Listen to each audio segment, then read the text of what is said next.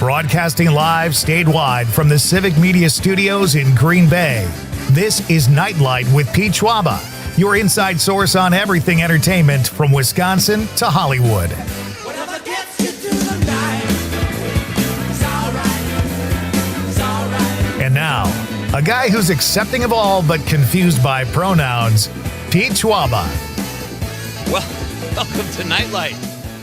Did I write that? That does not sound like one of mine. That one came out of nowhere. I think Todd slipped that in as a joke. Kind of a parting gift, maybe. Hey, welcome to Nite, folks. It doesn't matter. We're here to have fun tonight. Welcome to Nite. It is a Thursday night edition. This is, as we like to call it, the Christmas Eve of weeknights. Beautiful Thursday night here in the state of Wisconsin. A little more chilly today, but that's okay.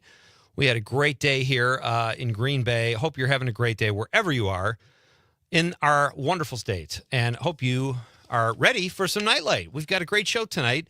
It's Thursday, which means we make the popcorn pick of the week. And here to do that tonight, or he will be here shortly, is Trevor Klumpner, a Northeast Wisconsin-based comedian. He's got some big news about a comedy show coming up. He's going to give us a popcorn pick, a movie we can all check out, and it'll be fun to see Trevor again. He was here a few months ago. We had a nice time.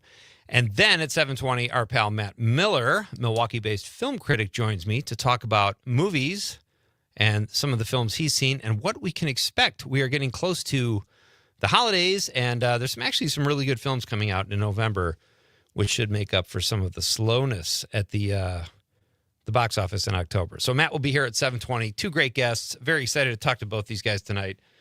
On the other side of the glass, as usual, as per usual, Conrad Krieger. How you doing, buddy? I'm doing good. Oh, man, I'm out of breath. You know what happened? I couldn't find a coffee cup. I sprinted 20 feet, and now I feel like I'm winded. I need a nap. I think it, might have been those donuts. I had three.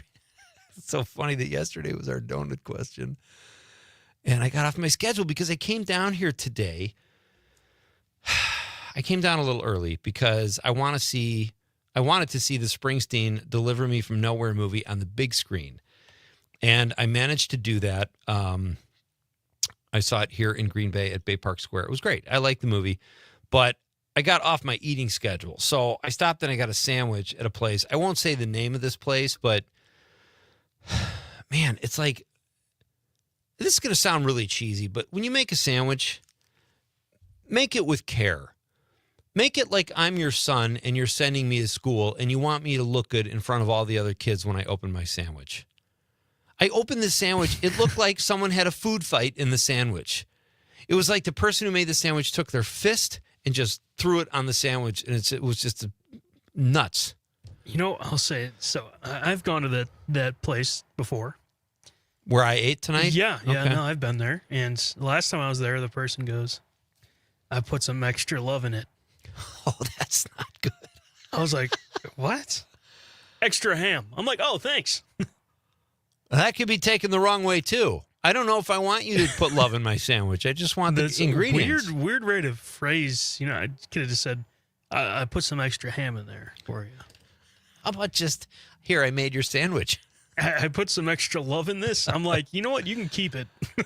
That I is already paid, really but you can keep it. Yeah, go ahead. You love that sandwich all you want. What kind of sandwich? Just a ham sandwich?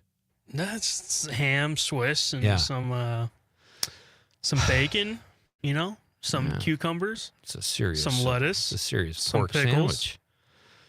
sandwich. No mayo, though. I don't even know what to do because I got pesto mayo, which I like. I typically like pesto in just about everything except pesto. And I open it and I like, it was so messy. I need a fork. You know what I mean? Like I need to cut the sandwich with a knife because there's nowhere I could attack it where I'm not going to have mayo all over my fingers. See, I don't get mayo in my sandwiches anymore for that reason. Because it's too messy? Because it gets everywhere. What, do you just have a dry sandwich then? Well, I mean, the vegetables kind of make it a little juicier. Yeah. Pickles, tomatoes. Okay. I need something. I don't eat sandwiches very often, but when I do, I need something to hold it together. If I'm at home and I'm making a sandwich, I'm putting that honey mustard, that cherry honey mustard on it. You still have some of that? Well, I got a new one. Oh, you got to tell me where you get that. I really want to try It's that. in Door County. Would it kill you to just bring a jar in for your old pal Petey? I would love to try. Well, now that you said it like that, I don't. and bring it and put some love in it too. I made this with extra love for you, Pete. That's so horrible. That is so creepy. Here's your sandwich. I put some extra love in there for you. Unnecessary. I just like it how it is on the menu. No extracurriculars. All right, so fun show tonight, and we have this is kind of a big night because, well, it wasn't just announced just a couple days ago, but the sexiest man alive has been named. Yeah. Yes, Conrad. Just You were one like, second. You were like giving me the stop sign. What did I say? As it's a big day because it was National Saxophone Day? Is that what you're getting at? No. No, I was saying for the sexiest man of the year. Wasn't it last year Paul Rudd, right? Oh, no, I don't know. Was it? I'm pretty sure it was Paul Rudd last year. I mean, that's you know what? That's a good choice. I mean, I would have went, Dwayne The Rock Johnson, but you have kind of a man crush on him, and that's fine. We all have our... maybe I would have, who knows what my answer is, but... Did you put one on social media? I did. But it's coming up for me. It's kind of not an actual answer. Okay. I put a funny answer. I have to go to that page because I can't find it right now. But before we get to that, before we get to the sexiest man, I think it's important that we honor another national day. Thank you to, and here to help us do it is Homer Simpson. It is National Saxophone Day, and Homer has two different ways he's referred to a saxophone.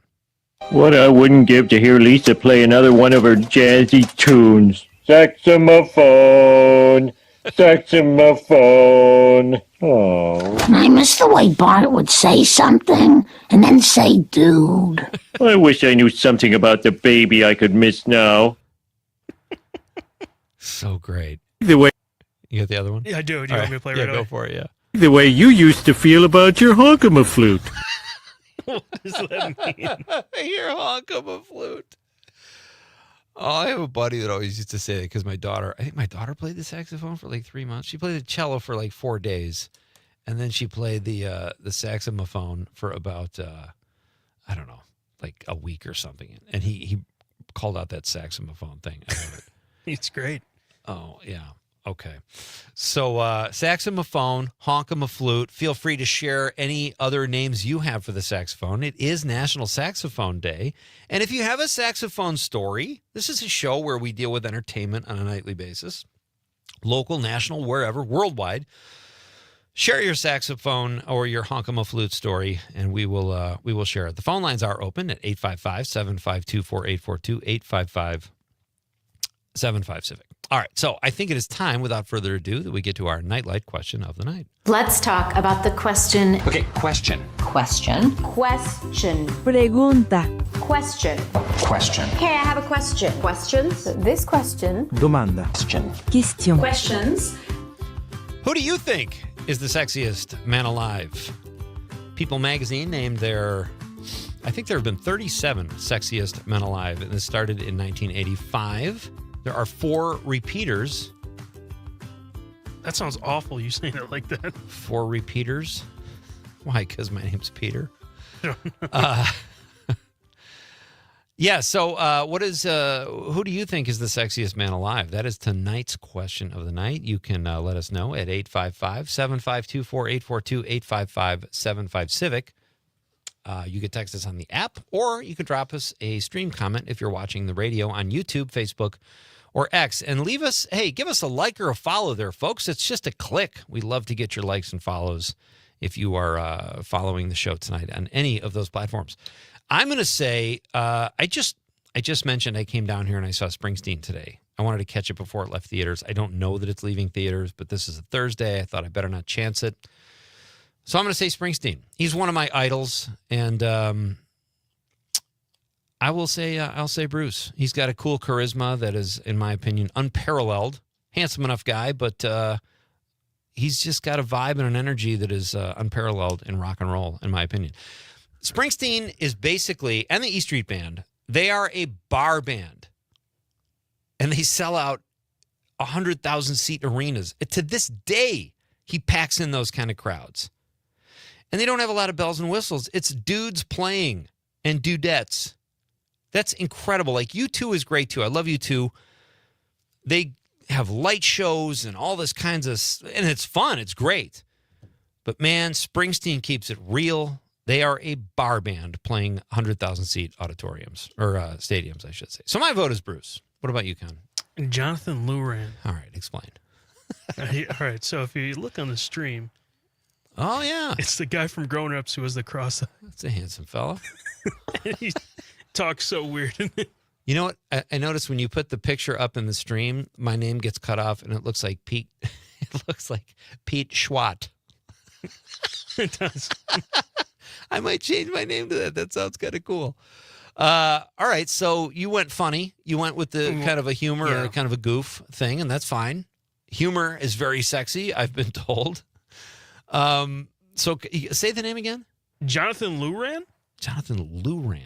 Okay. Maybe that's how I'm pretty sure that's how you say his last name. Hey, man, if you're going to call him the sexiest man alive, you got to know how to pronounce his last name. Yeah, I don't have very many prerequisites Yeah. here, but so let us know, folks, who you think is the sexiest man alive. There have been 4 two-time winners. I'll say that instead of repeaters. Brad Pitt, which, okay, that makes sense. He is universally probably considered one of our most handsome fellows. Johnny Depp, okay. You know, but the thing about those guys is, yes, they're both good looking, but they're both good actors as well. They have a talent. One of the other ones is Richard Gere, but he shared the title with his then wife, Cindy Crawford. They were sexiest couple one year, so he has an asterisk next to it, and then he won another year. And then George Clooney is one. Two-time winner. I find that peculiar. I don't think I could see him being a one-time winner. He's a handsome guy, good actor. Seems like an okay guy. I ever tell you I missed the opportunity to go play basketball at his house once? No. I lived in L.A. There was a guy who went up, and he lived like a mile away from me, and he had this great court, I guess. And I thought there'd be other opportunities. I'm like, not feeling it today. I missed my chance to. And I would have dominated, man. I don't know. I feel like he'd have some pretty nice hoop skills. He probably does. I probably had that attitude like, I'm going to go up there and show these actors how to play hoops. I've done that before, and then I've gotten school, and it's like, oh, okay, they're pretty good basketball players too. Anyway, I don't get that he's a two-time winner. I don't know. That's the only one I would disagree with. I don't feel passionately about it, but I find that kind of strange. So let us know who your sexiest man alive is. My guests tonight are Trevor Klumpner at 6:35. He's going to make the popcorn pick of the week and tell us about a really cool comedy event. You won't want to miss this if you're in Northeast Wisconsin. He's got some inside information. And then our pal Matt Miller is here at 7:20 talking movies and TV like we often do with Matt. I will tell you when we come back about my my experience and what I thought of Deliver Me From Nowhere. I did like it. I kind of agree with the reviews, though, I will say. So I'll do that. And by the way, this year's Sexiest Man Alive, Jonathan Bailey, he was in Bridgerton, first gay man to win. That surprises me. I mean, 35 years. You'd think there would be one. Yeah, whatever. Congratulations to Jonathan Bailey and whoever else you all text in. It's going to be an exciting night. This is Pete Schwaba at Nightlight on the Civic Media Radio Network.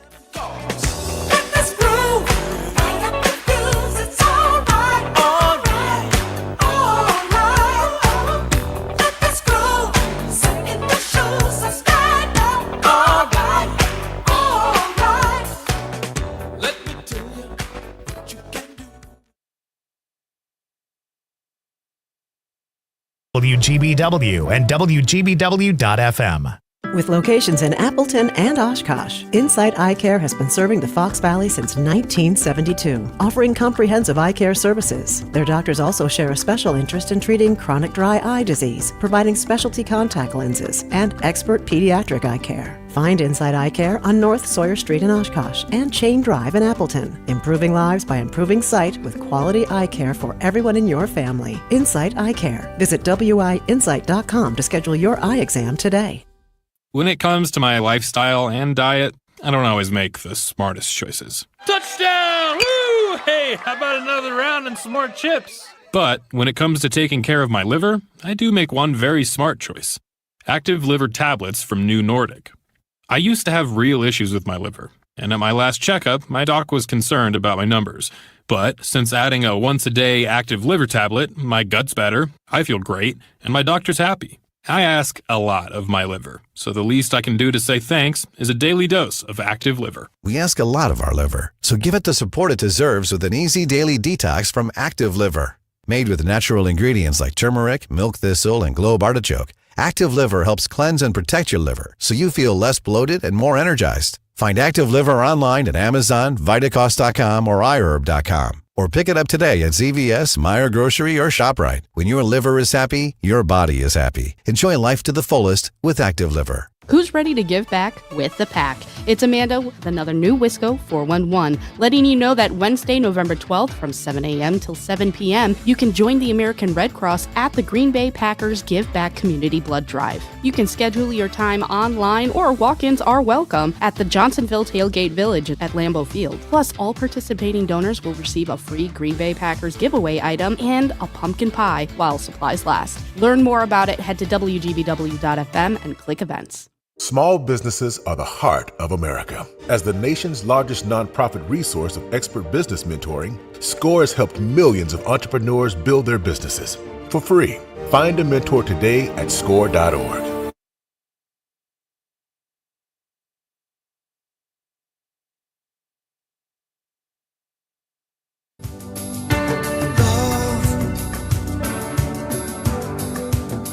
I get so lost sometimes.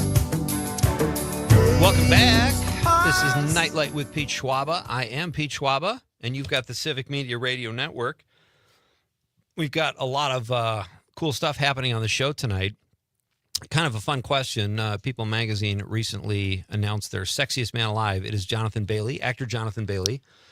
They started doing this in 1985, and there have been 37 sexiest men alive.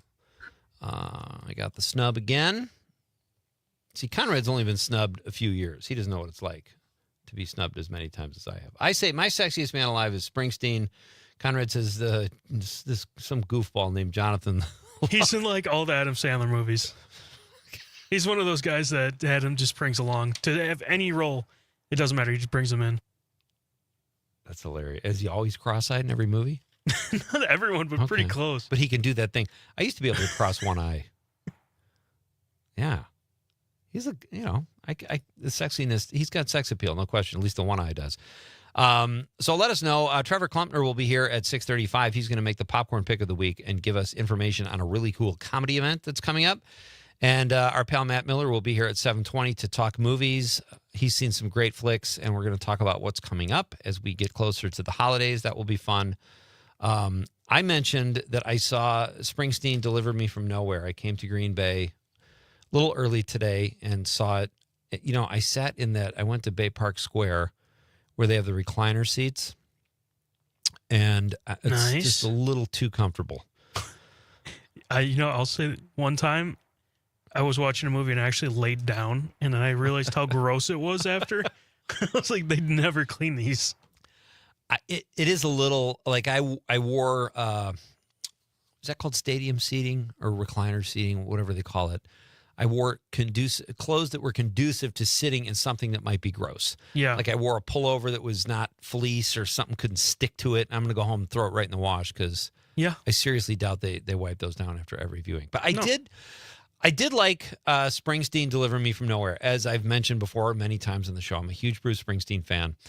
And people, it's funny because some publications are saying it's a bomb. It's not a bomb. It's just not, the movie does not have the charisma of its namesake. Like Springsteen is one of the most charismatic, energetic people. He's 75 and still doing these 3-hour shows. It's insane. 76 maybe now.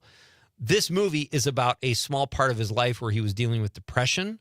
I wouldn't say it's a pick-me-up, but it's how the album Nebraska came to be. And I like Nebraska a lot. And Springsteen insisted on releasing it.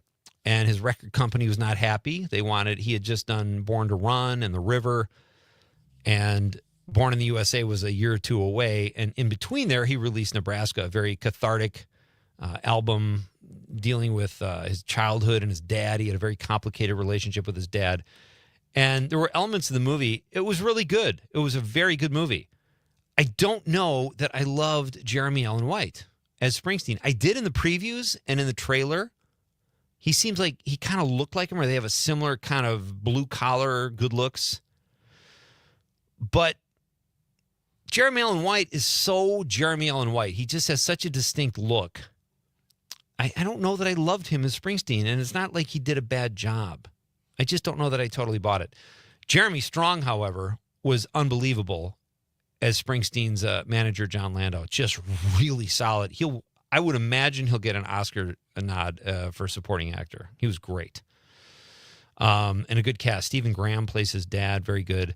But I kind of agree. I think he got about a 65% on Rotten Tomatoes, and that's probably where I would put it. I probably liked it a little more than that, but I knew what to expect when I went in. I wasn't expecting all this concert footage. They did manage to get a studio performance of Born in the USA in there, some concert highlights of Born to Run, so that was kind of cool, but it's just not that kind of movie.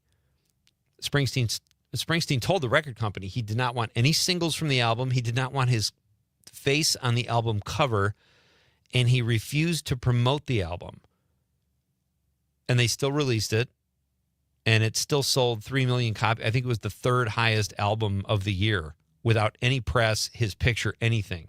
Some of the songs are depressing. Some of them are outstanding, though. The movie even focused on the lesser-known songs of this lesser-known album, which was interesting. But overall, I have to say, I did like it. And I'm slightly biased because I'm a big Springsteen fan, but I didn't, it's not my favorite movie of the year, but I thought it was good. So there you go. Do with that info what you want, folks. Check it out. It will probably be streaming soon. And, we got sidetracked before because you said something about donuts. I did. And I started to say that I went for the donuts because I got off my program today. And I had that sandwich, the Food Fight sandwich. And then I had 3 donut halves of the Glazers because I didn't know who touched what. It was just... Yeah, you took half of it, put it back, and we're like, wait, which one is it? Well, Eliza took a half first, and I didn't want to talk. I didn't know, what she's dealing with. I didn't know if she had COVID or what, so I didn't want that half. So I ate another half. Then I went back, and I was like, well, which half is mine? Thinking people are done with these donuts. It's just me and you here now. And I didn't. If I'd known you had wanted a donut, I wouldn't. No, I don't. Given you I had one. I had my limit. Okay, that's your limit. But I think Dave Kunish on the stream, he said, "Yeah, you're not supposed to look at it. You just eat it." The donut and the sandwich. You don't look at the Food Fight sandwich. You just eat it. I know. It looked like a casserole. That's your problem. You looked at it. Well, I have to look at it if I'm going to lift it to my mouth. No, you can't. It doesn't have like a pulley system in the break room. Chris Casper, listening on the stream, digging it. He says, "Got to get mayo on the sandwich, Conrad." No mayo for me. No. Look, don't argue. I can't do it. Do not argue with Casper. I know you can bench you're probably up to 277 now. Casper is a giant. I had 1 pound he on will each. step on you. We are coming right back to make the popcorn pick of the week with our pal Trevor Klumpner. That's next on Nightlight with Pete Schwaba on the Civic Media Radio Network. She's got a silver universe gone quickly for the call of thunder threatens everyone, and I feel like I just got home, and I feel.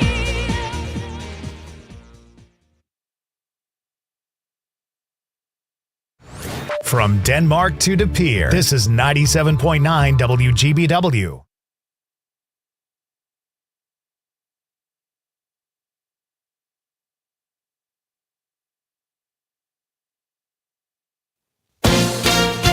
ABC News, I'm Brian Clark. Beginning tomorrow, the FAA is going to cut 10% of flights at 40 of the nation's busiest airports as more air traffic controllers call out sick due to weeks of working without pay during the government shutdown.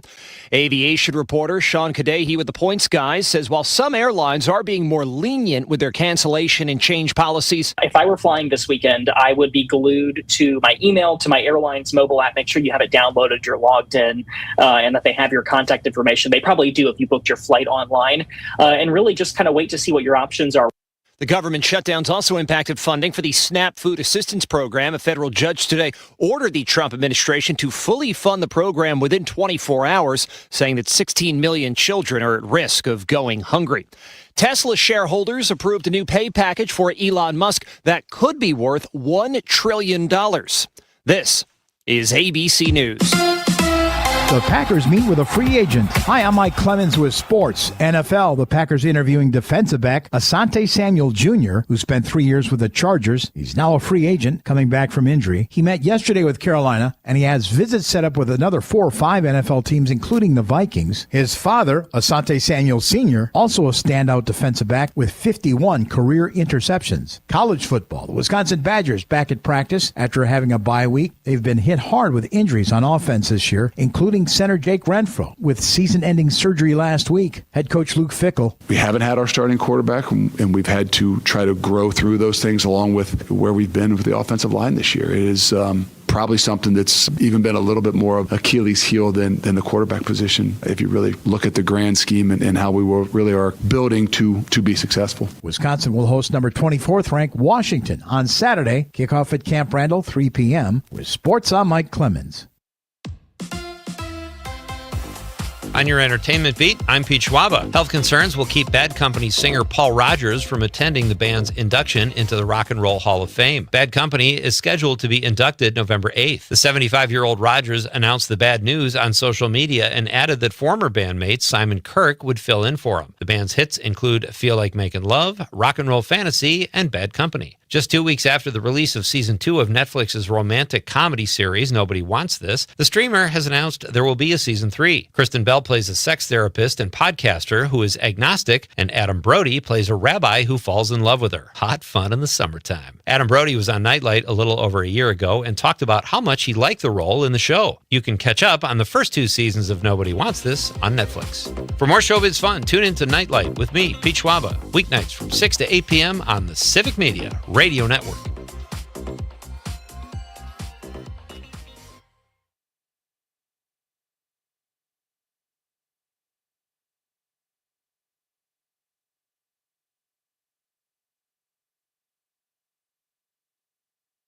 I'm meteorologist Mace Michaels. Maybe an evening shower, then partly cloudy for tonight, a low in the low 40s. Mostly cloudy tomorrow, slight shower chance, and a high in the mid-50s. Much, much colder this weekend. High temperatures back down into the 30s, even a rain-snow mix possible Saturday. It's 46 right now. Doctors Without Borders is delivering life-saving medical care where it's needed most in communities around the world.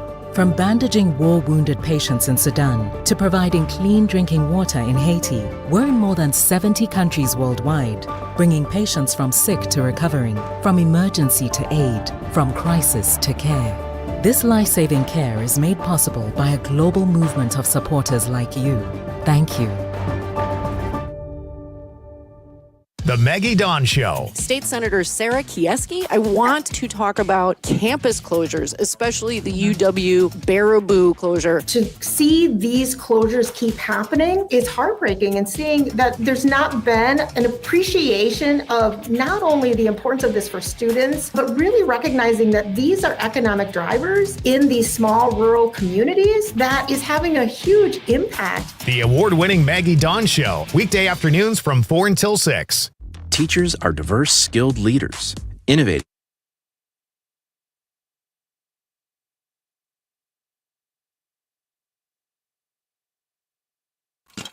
It's time for the Nightlight Popcorn Pick of the Week, where we recommend a movie that you'll either enjoy or won't. Here's your host, Pete Schwaba. Welcome back. Bailey Colden on the stream gave an answer to our question of the night, which is, who do you think should be the sexiest man alive? The winner is Jonathan Bailey, an actor. Pete, I can't believe you're not a mustard guy. Also, definitely Mads Mikkelsen. Do you know who that is? I'm going to have to go to the Google. He kind of did a two-part thing there. But I am a mustard guy, Bailey. But this particular sandwich offered pesto mayo. Oh, yeah. If you look this guy's name up, you'll know him instantly. Can you put him on the stream? And then Bailey sent another text and says, Mads Mikkelsen 100%. Sounds like someone's got a little crush on me. Yeah, we get it. All right, so keep those texts coming, folks. Our question of the night, who do you think should be the sexiest man alive? Matt Miller is coming up at 7:20, Milwaukee film critic. We're going to talk movies with Matt, as we so often do. But right now in the studio, this is kind of fun. One of our new friends, I would say. Yeah, You've been on the show before, Yeah. but this is your second time here, and this is fun. Trevor Klumpner is here. He's a Northeast Wisconsin-based comedian. It's me. Is it Appleton? Are you from Appleton? Yes, I live in Appleton. Okay. So you made the drive, first of did. all. Appreciate that. I'll always come to studio. It's my favorite part. Absolutely. It's so much more fun when people are here in person. We've hit a home run this week, too. It's been fun. So, all right, Trevor is here. He is a nationally touring stand-up comedian, started here in Northeast Wisconsin. You just told me you've got some big dates coming up. We'll get to those. Okay, yeah. But first things first, my friend, you were here to make the popcorn pick of the week, so let's talk movies. Most comics, I know, and most people like movies, but I remember like when I would work the road, it was so much fun to go to movies during the day, like when you're waiting for the show. Do you do that when you travel? I mean, I don't know if I go. I'll sit in a hotel room and watch a movie. Okay, but I've done it a couple times. I mean, nothing beats going to a cheap matinee. But honestly, there hasn't been any movies that have really been grabbing me in the theaters lately. Really? I find most things there's no good comedies, and I'm a big comedy lover. Yeah. And I don't like horror movies. Action movies can be cool, but it's got to be funny. It's interesting.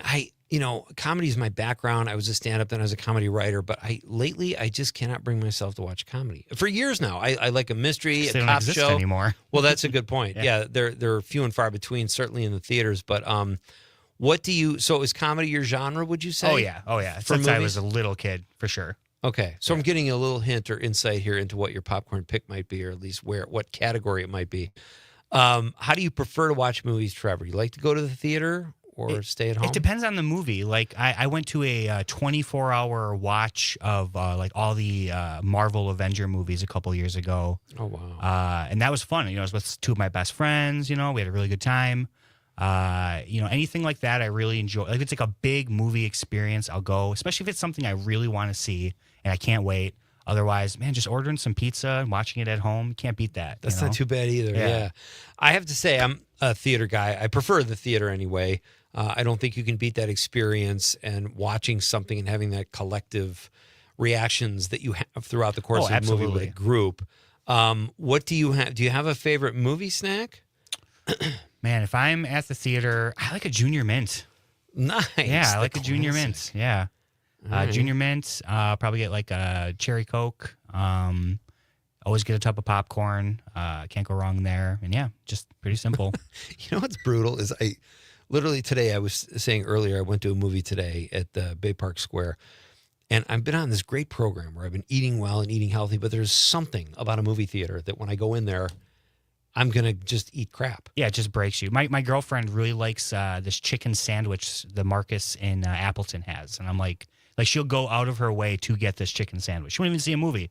She'll just go get a chicken sandwich. She just stops by for the yeah, food? she's just like, I'll just pop in and get a chickie and leave. And I'm like, what are you doing? Do they make her buy a movie ticket before she buys I don't know. I think she was saying that she can't do it anymore because she has to buy tickets. Oh, that is hilarious. I was like, too bad you can't like DoorDash it, DoorDash a chicken sandwich from Marcus Theaters. Yeah, I had nachos with that horrible cheese. Oh yeah. And I got a thing of M&Ms, and it's not one serving; it's like the triple bag, polished. I probably had 4,000 calories just today, and just wiped out 4 weeks of progress on what I. That like movie hack where you can put the M&Ms in the popcorn. Yeah, you can put that in your nacho cheese, maybe sweeten it up a little bit. And here's what I did. This is even worse. I got I was looking at the drink selections, and I haven't had a soda in a long time, and I was like kind of in the mood for one, probably a sense memory because I'm in the theater. But I went with the icy. Oh, I mean, that sounds nice. I kind of thought, well, it's not soda. It's probably got more sugar than soda, it's but definitely worse for you. It's delicious. Yeah, I used to get those at Kmart with my mom when I was a little nice. kid. Yeah, it's a lovely beverage, the icy.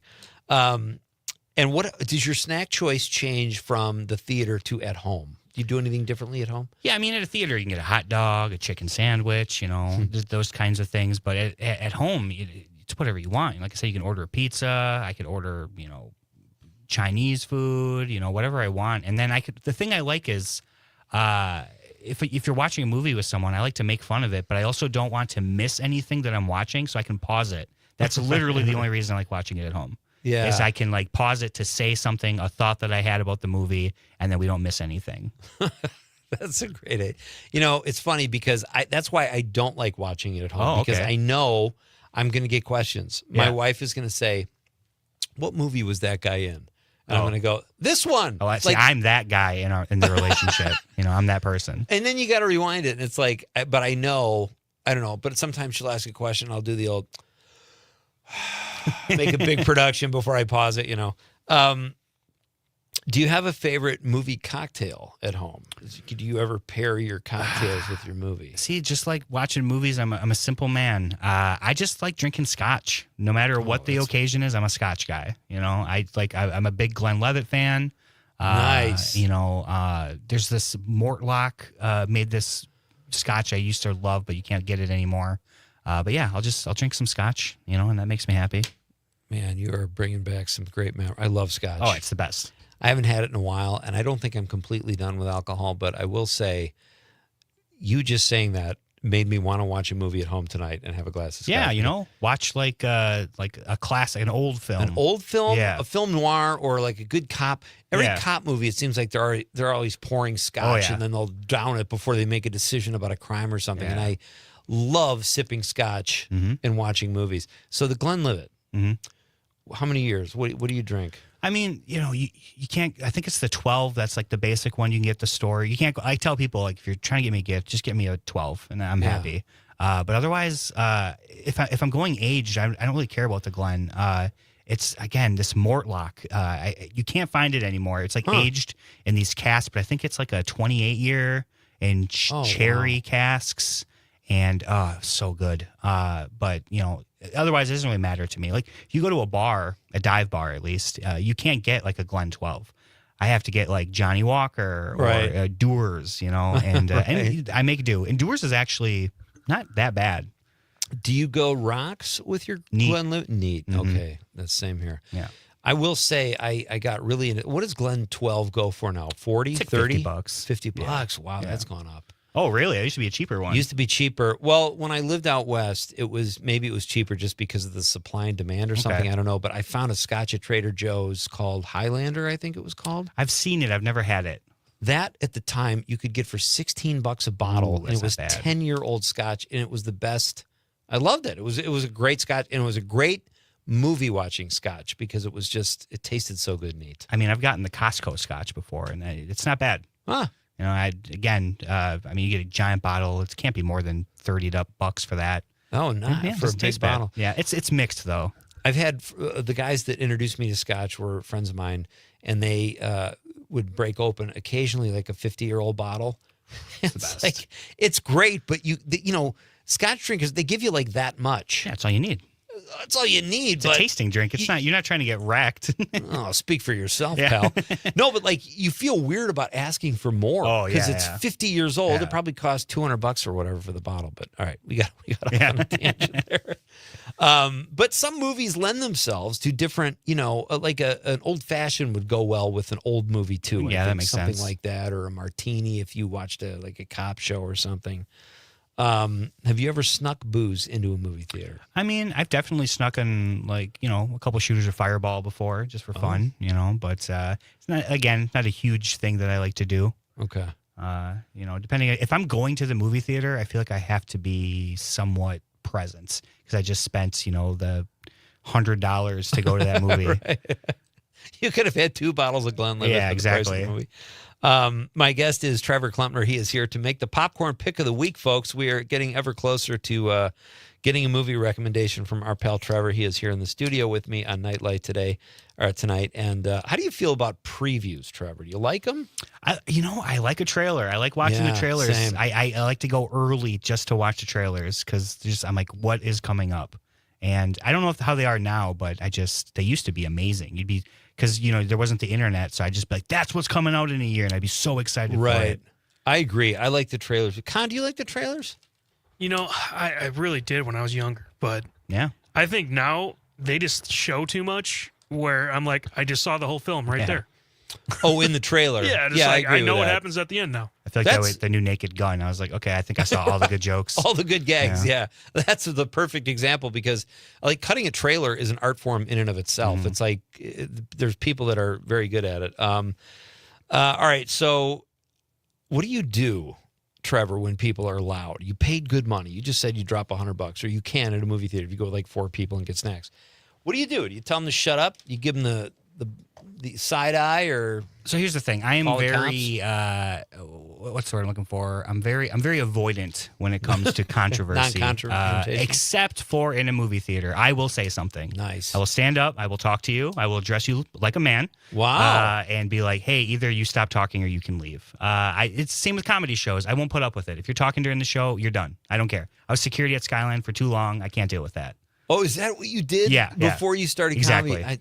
There are so many people that start comedy like that. They work in a comedy I was club. already doing comedy, and I thought that would just be a good move for me to see, nationally touring headliners just crush every weekend. Yeah. And be like, okay, that's how you do that. So it's in your blood, kind of. It's not a... Yeah, I've always loved comedy since I was a little kid. But are you confrontational outside of that realm of comedy or movie theater? No. That's interesting. No, I mean, I'll glare at you, but I won't say anything usually. There's no point.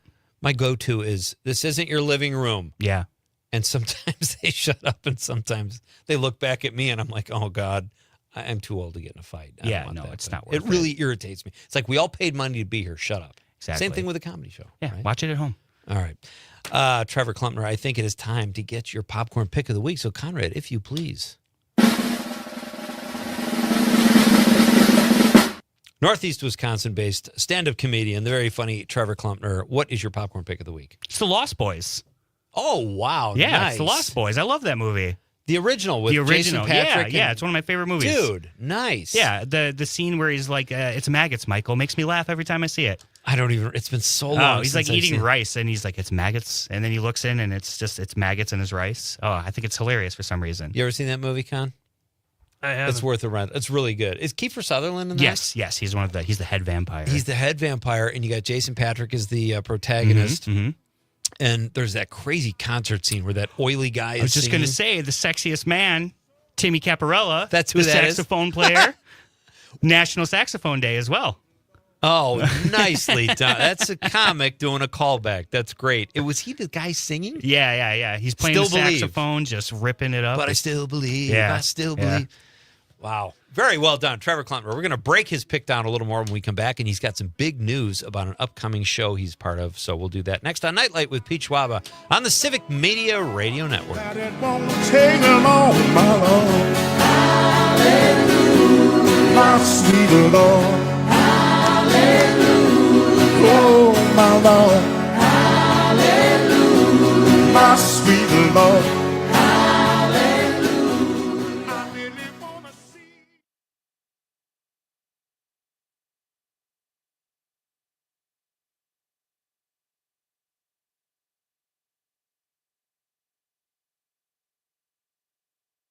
As a U.S. Navy veteran and business owner, I've lived through moments where every detail counts, and I carry that into mass appeal. That's why I personally ensure we deliver top quality promotional materials like t-shirts, sweatshirts, and more to help your company, whether it is a local business or school, gain the visibility it needs to thrive.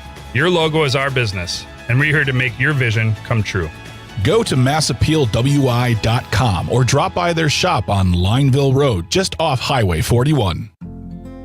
Discover your new sanctuary at Pages and Pours Bookshop and Wine Bar, where every story finds its perfect pour. Sip on craft beers, savor fine wines, and indulge in artisanal charcuterie or dessert, all in a cozy, welcoming space that's as chill as your favorite novel. Whether you're browsing classic titles or toasting with friends, Pages and Pours is the bookshop and wine bar you've been waiting for. Find your next chapter at Pages and Pours, 415 Main Avenue in De Pere, and at www.pagesandpours.com. The Maggie Dawn Show. State Senator Sarah Kieski, I want to talk about campus closures, especially the UW Baraboo closure. To see these closures keep happening is heartbreaking, and seeing that there's not been an appreciation of not only the importance of this for students, but really recognizing that these are economic drivers in these small rural communities that is having a huge impact. The award-winning Maggie Dawn Show, weekday afternoons from 4 until 6. Not completing high school is more of a social thing than it was an academic thing. Even though all these years have passed, I still had that longing to have my diploma. At age 30, Carissa finished her high school diploma. If you're even considering getting your high school diploma, you can do it. No one gets a diploma alone. If you're thinking of finishing your high school diploma, you have help. Find free adult education classes near you at finishyourdiploma.org. That's finishyourdiploma.org. Brought to you by the Dollar General Literacy Foundation and the Ad Council. Is getting vaccinated on your to-do list? We can help you check that off. You've got this. Yes, you do. See how we've got you at yougotthis.usaging.org. A message from the Aging and Disability Vaccination Collaborative, powered by US Aging. The Maggie Dawn Show. State Senator Sarah Kieski, I want to talk about campus closures, especially the UW Baraboo closure. To see these closures keep happening is heartbreaking, and seeing that there's not been an appreciation of not only the importance of this for students, but really recognizing that these are economic drivers in these small rural communities that is having a huge impact. The award-winning Maggie Dawn Show. Weekday afternoons from 4 until 6. Every 15 seconds, someone is diagnosed with cancer. If it's happened to you or someone you love, the American Cancer Society can help at every step of the journey. Visit cancer.org.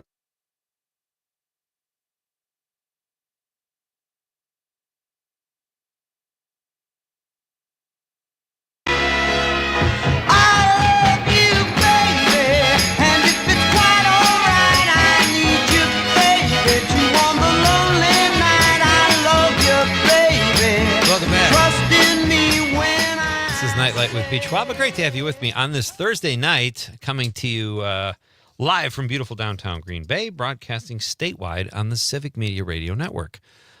Dave on the stream says, Reacher Guy. Alan, I think it's Richson. Yeah, I believe it's Richson. That's a good-looking man. That is a giant of a human being. He's a handsome guy. Yeah. Doesn't miss many workouts. You got to respect that. If you want to see Madsen. Yes, please. Yeah, please. Oh.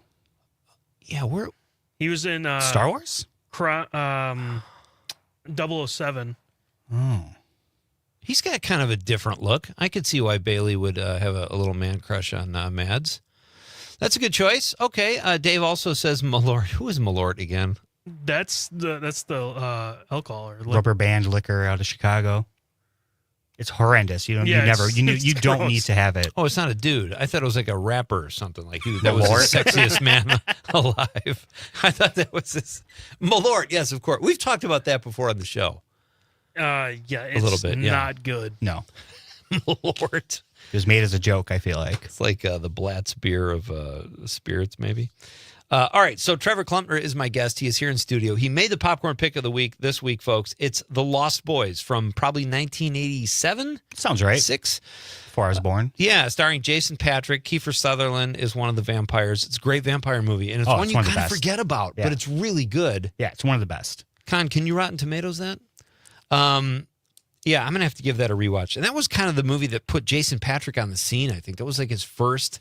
And I remember thinking, somebody said that was, or the first time I found out it was Jackie Gleason's grandson. I was like, what the heck? And I thought he would be like a major star. And he's done some really cool things. He was in the movie Narc. He was really, really good in that. But I thought he'd be like a Tom Cruise. I thought he was going to be like catapulted because he's a good-looking guy. He was a pretty good actor. But that's a great pick. The Lost Boys. It's a good movie. Very well done. Yes. 75%. Right. Okay. And 85 for audience. 85 for audience. Okay. Well, that's lower than I thought it would be. I kind of do too. Well, you know what, though? The interesting thing is, first of all, I think critics were much more critical then. Now I feel like, and I've talked about this with other film critics on this show, I feel like nobody wants to lose their credentials. They don't want to trash a movie because the studio could ban them or something. So I feel like they're way more forgiving now than they were in the 80s and even the 90s with social media. It's just a different ballgame now. So who knows? Well, on Google, like the reviews for Google, there's 404 ratings on it, and it's 4.7. So that's pretty good for that. It is very good. That's a great pick. Thank you, Trevor. So check out The Lost Boys if you guys are looking for something to Holds watch up this too, weekend. by the way. Does it? Oh, yeah. It's not CGI. It's all practical effects, and it looks great. So how did you find out about that? You said it was made before you were born. My mom likes those kind of movies, and so I remember watching it when I was probably like 5, and just loving it. And usually, I don't like horror movies, but that one I thought it was silly, so I enjoyed it. Kind of excited to see that again because I don't remember. I remember he becomes a vampire, and he's kind of dealing with that, if I remember correctly. But I don't remember how it ends. So I'm excited to see it again. Yeah, I guess it depends on who you think the main character is in the movie, who's becoming the vampire, but. Maybe I remember. Yeah. I thought it was Jason Patrick, but maybe not. Okay. Was it the saxophone player? The saxophone player is in that movie, yes. He is a vampire. He's not a vampire. Oh, he's not a vampire. He's just a sexy man. Yeah. Yeah, he was like all oiled up and really built. Yeah, his saxophone, I think, is having a strap. It was chains, Oh, yeah. Oh, that was very well done that you happened to bring it all back to the saxophone on National Saxophone Day. Excellent stuff. You just told us you had a sketch that went viral. How did you do that, and what was it? I don't even know how I did it. It was dumb luck, honestly, and it went viral just on YouTube. I couldn't get it to go anywhere else, but it was a dumb sketch about skateboarding. It was like skateboarding in your late 30s. And then it's just me going out skateboarding and just falling down immediately. And it's a hard cut of me just falling on the ground. And then I edited Ring of Fire, going down, but it just goes, I fell down. And then that went off like gangbusters. I have no idea why, but people liked that for some reason. So it's you're really falling though. No. It shows me putting my foot on the skateboard and I'm just on the ground. Oh, snap cut. Nice camera work. Yeah. I did that when I think I've told this story before on the show, but I was going over to a friend's house for dinner. We just moved to Wisconsin. It's about 12 years ago. And we're going to my folks' house, my wife, my 2 kids. And I decide I'm going to skateboard over there. Okay. Have you skateboarded before? Yeah, fourth grade. All right, okay. Yeah, fourth grade. So it'd only been it's like riding a bike. 35 years. Yeah. And so I get on the skateboard. I don't know what I was thinking, but I hit a pebble in the road. They call them fart rocks. Well, the skateboard stopped, and I just didn't step off properly. And I fell right down on my coccyx. Okay. And it hurt for about 6 months. And I had to get on a plane in 2 days. And I was like this the whole time. It was so painful. It was awful. My entire that would have gone viral. I skateboarded since I was a kid, and then I stopped as an adult, obviously. Never got hurt very seriously until I started skateboarding as an adult, and I broke my ribs. And I broke my tailbone, and I broke my ribs by hitting a rock and falling forward onto a curb. Broken ribs are the worst. I did the same. I didn't break all that, but I hit a pebble and flew face first. Oh yeah, off of it. And it makes that fart sound. So I call them fart rocks. See, I would have rather fallen face first. You'd look, I don't know. You'd look really scraped up and ugly, but you could make up a fun story. You could say I got in a fight in the subway or whatever. But fell off my motorcycle. Exactly. But when you hurt your tailbone, there's just no cool way to get around. And then you just curse yourself. What was I doing? And people are like, hey, sit down. And you're like, I can't. I'm good. Yeah. All right. Trevor Klumpner is here, folks. He is going to tell us about a really cool show he is a part of when we come back. Can I say the name of it? Absolutely. It's Don't Tell Comedy. These great shows. If you haven't been to one, you got to check it out. We'll have more details and maybe a little sneak peek. He's going to give us some spoiler alert. Yeah, I will. Fantastic. We're going to do all that in Act 2 after intermission here. Our question of the night is, who is the sexiest man alive? People Magazine says it's Jonathan Bailey from Bridgerton, but I want to know who you think. We've had some pretty good contributions so far. We'll read those in Act 2 as well. That's coming up next on Nightlight with Pete Schwaba on the Civic Media Radio Network.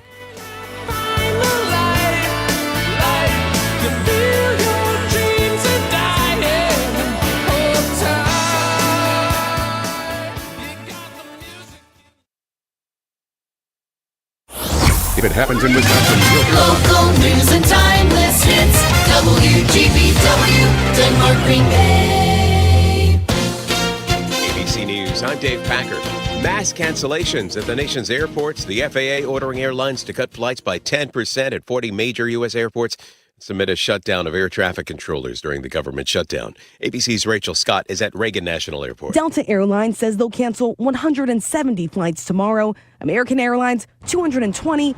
And United Airlines says they'll slash just under 200. This all on day 37 of the shutdown with growing lines at food banks across the U.S. A federal judge has ordered the Trump administration to fully fund November SNAP benefits by tomorrow. The Trump Justice Department appealing that decision. And the Trump administration has struck a deal with drug makers Eli Lilly and Novo Nordisk to reduce prices of their weight loss drugs, Wegovy and Zepbound. At a vigil this evening for the victims of the UPS plane crash in Louisville, Mayor Greg Greenberg saying the death toll has risen to 13. Tesla shareholders agreeing to a $1 trillion pay package for Elon Musk. This is ABC News. Someone collapsed in the Oval Office today. It happened during President Trump's event on the costs of weight loss drugs. Dr. Mehmet Oz, who was there for the event, jumped into action, helping the man who at that point was on the floor. The event was cut short. The press was taken out of the Oval Office. The White House said the White House medical unit quickly jumped into action and the man is okay. This isn't the first time something like this has happened during this administration. Back in April at Dr. Oz's Oval Office swearing-in ceremony, one of his granddaughters fainted, but officials said later she was all right. Karen Travers, ABC News, the White House. Police in Texas confirming the death of Dallas Cowboys defensive end Marshawn Kneeland.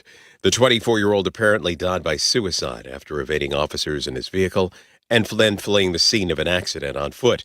Police say Kneeland didn't stop for state troopers over a traffic violation last night. Authorities say that they found him early this morning with a self-inflicted gunshot wound. Dave Packer, ABC News.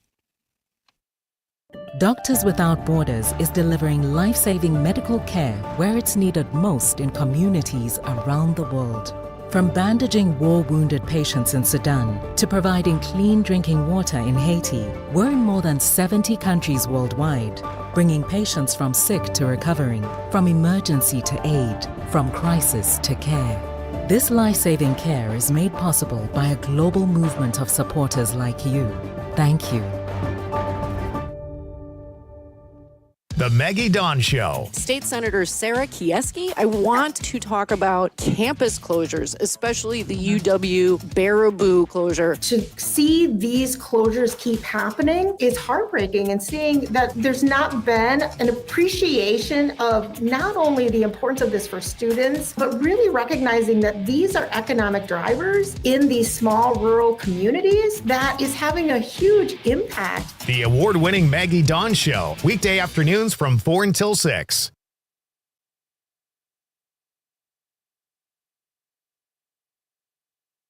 The Bucks get ready for the Bulls. Hi, I'm Mike Clemens with sports. The Milwaukee Bucks host the Chicago Bulls tomorrow night in their first game for the NBA Cup tournament. The Bucks announced that guard Kevin Porter Jr. underwent knee surgery for an injury he suffered in practice last week. He's expected to be out for at least a month. College basketball, Marquette beat Southern University. Final score 100-82. The Badgers are at home tomorrow night against Northern Illinois. NFL, Packers back at work, and now that Tucker Kraft is out for the season, Luke Musgrave will be the number one tight end. Yeah, it sucks. We know what kind of energy Tucker brings, and it's tough seeing him go down. Some games, the ball might only come to you, once or twice. I'm just focused on, again, just doing my assignment, doing my job, just trying to do everything I can do to help the team win. So whatever that might be, I'm game for. That's Luke Musgrave with Sports. I'm Mike Clemens.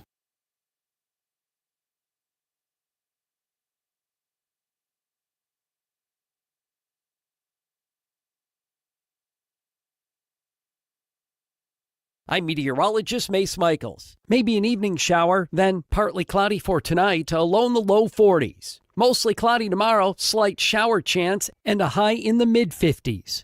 Much, much colder this weekend. High temperatures back down into the 30s, even a rain-snow mix possible Saturday. Currently, it's 44 degrees. The Elder Care Locator is here to help you live your best life as you age at home. Our call center advisors are ready to connect you with trustworthy local experts. Help is just a phone call away at 1-800-677-1116. Not completing high school is more of a social thing than it was an academic thing. Even though all these years have passed, I still had that longing to have my diploma. At age 30, Carissa finished her high school diploma. If you're even considering getting your high school diploma, you can do it. No one gets a diploma alone. If you're thinking of finishing your high school diploma, you have help. Find free adult education classes near you at finishyourdiploma.org. That's finishyourdiploma.org. Brought to you by the Dollar General Literacy Foundation and the Ad Council. The Maggie Dawn Show. State Senator Sarah Kieski, I want to talk about campus closures, especially the UW Baraboo closure. To see these closures keep happening is heartbreaking, and seeing that there's not been an appreciation of not only the importance of this for students, but really recognizing that these are economic drivers in these.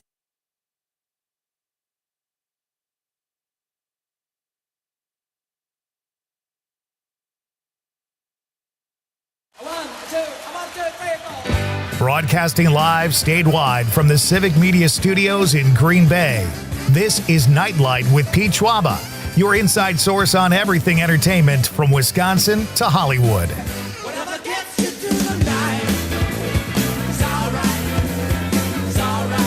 And now, a guy who gives edible undies as gifts just because they taste good, Pete Schwaba.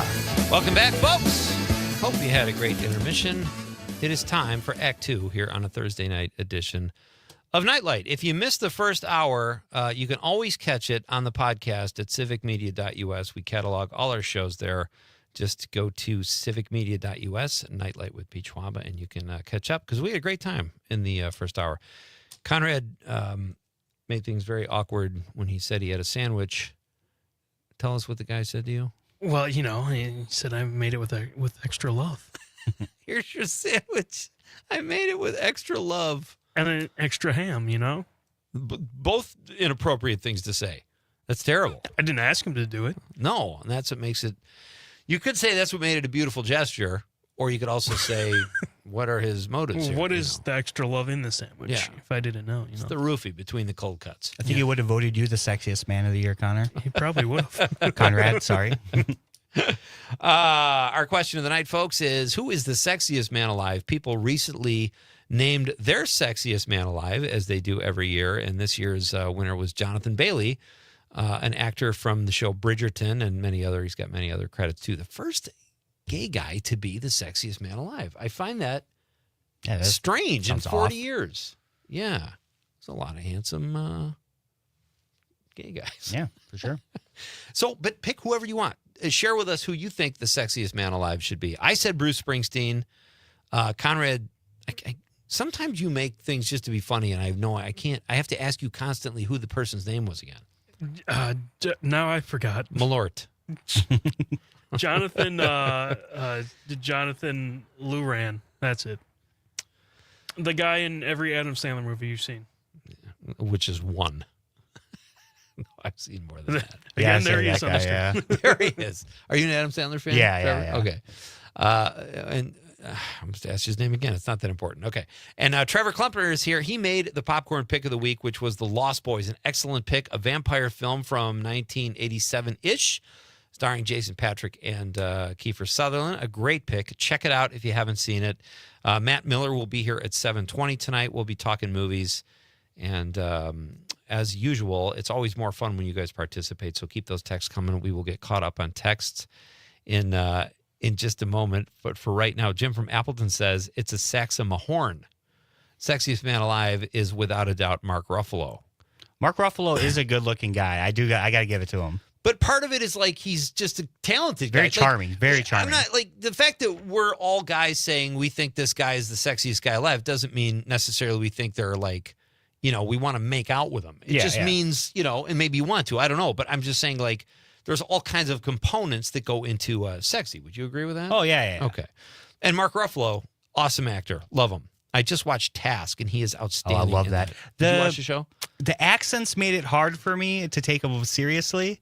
See, I thought they were pretty accurate. The accents were very good, yeah. but I just think that accent is ridiculous. It's in kind general. of a weird accent. Yeah. And it's hard to sound tough with that accent. Yeah, I agree with you there. Brett from Brown Deer in the 920 says, Kimmy, the Thai ladyboy in Hangover 2. That's as close as I get to a sexy dude. Okay, Brett, that's good. I don't remember that character. I just know of, I know him as Chang from Community. I can't think it's Ken something.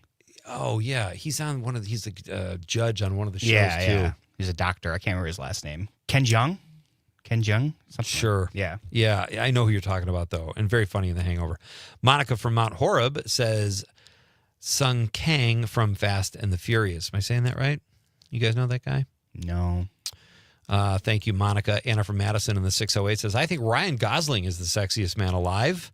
Classic. Not really going out on a limb there, Anna. No. Very handsome guy, very talented guy. She says, I first saw him in The Notebook and have liked him ever since. Great text. As always, Anna, thank you. And we'll do one more here. Tyler from Wisconsin Rapids. Vladimir the...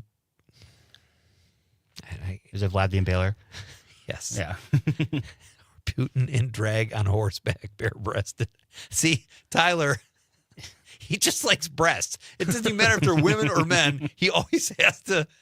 I got to read these over before I read them on the air. Okay, back to our guest, Mr. Trevor Klumber. It's great to have you here, buddy. And we got a phone call. Can we? Yeah. We can squeeze in a phone call. Yeah. Then we've got big news from Trevor's. So who's on the line? Cindy from Appleton. Oh, fantastic, Cindy! Long time. How are you? I know, Pete. I've kind of fallen off. I lost one of your stations. I don't know what happened to your 97.9. But anyway, I'm back, and I just wanted to say the sexiest man alive for me was Viggo Mortensen. She's still alive, but Viggo Mortensen. I used to watch Lord of the Rings just so I could see Viggo Mortensen, and even his name, Viggo Mortensen, sounds sexy to me.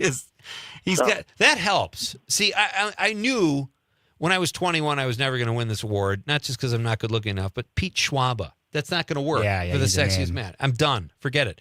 Have you seen The History of Violence, Cindy? No. Or I think it's called A History of Violence. Viggo Mortensen. That's my favorite role of his. You think you love him now. Wait till you see him in that movie. Check it out. Really? Okay. Yeah. I'll do that. Thank you. Great to have you back. Thanks, Cindy. You too. Bye. All right. Bye. All right. So Trevor Klumper is here. Very funny, Appleton-based stand-up comedian. You're part of these Don't Tell comedy shows that are kind of a huge hit right now. Yeah, all and over. you've got news, so lay it on us. Yeah, so we're doing one, I think it's the 21st and the 22nd. The 21st in Appleton and the 22nd in Green Bay. Usually we're not allowed to say who the headliners are, but me and the other producers said, well, we're just going to let people know. It's Kristen Toomey out of Chicago, literally considered the queen of comedy in Chicago. Really? One of the funniest comedians. We're very excited to have her. But you can get those tickets at don'ttellcomedy.com and look up Green Bay. When is that? November 21st? 21st and the 22nd, I believe. So do you have to go to the website to find out where it will be? Yeah. So how it works, it's perfect for date nights because you know the general area. Yeah. So you'll know. So if it's in Green Bay, it'll say like Green Bay downtown, or Okay. Green Bay De Pere, or whatever. And so then you know that you're not driving too far away, obviously. And then the day of the show, you get the location is then revealed. They're typically like BYOB style, so you bring your own Nice. drinks. But I know the one in Appleton isn't going to be BYOB. The Green Bay one probably will be. But it's, so then you show up and you usually don't know who the comics are till they hit the stage. Except for this time, we're letting people know it's going to be Kristen Toomey. And if you don't know who she is, check her out because you will buy tickets if you see her.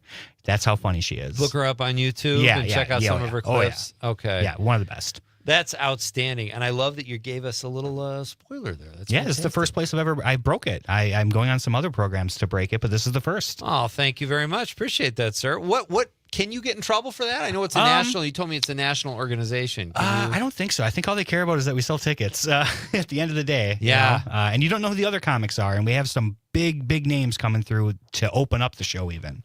So how did that start? And whose idea was it to say we should have a comedy show? Don't tell anybody where it is. I mean, it's a great gimmick, but it could be risky, but it's working. Yeah. So it is a great gimmick. Well, I think it's because they make sure to put some emphasis on, I hate to use this word, but gatekeeping in a way, I guess, because, the producers have to make sure that the show is worth the ticket price, obviously. Like if I'm charging you $25 for a ticket and I deliver you, 5 open micers, you're not going to come back. We have a lot of please repeat. don't tell comedy. Yeah. Don't tell anyone this happened tonight. Right. No, we have a lot of repeats. People coming back, they love it.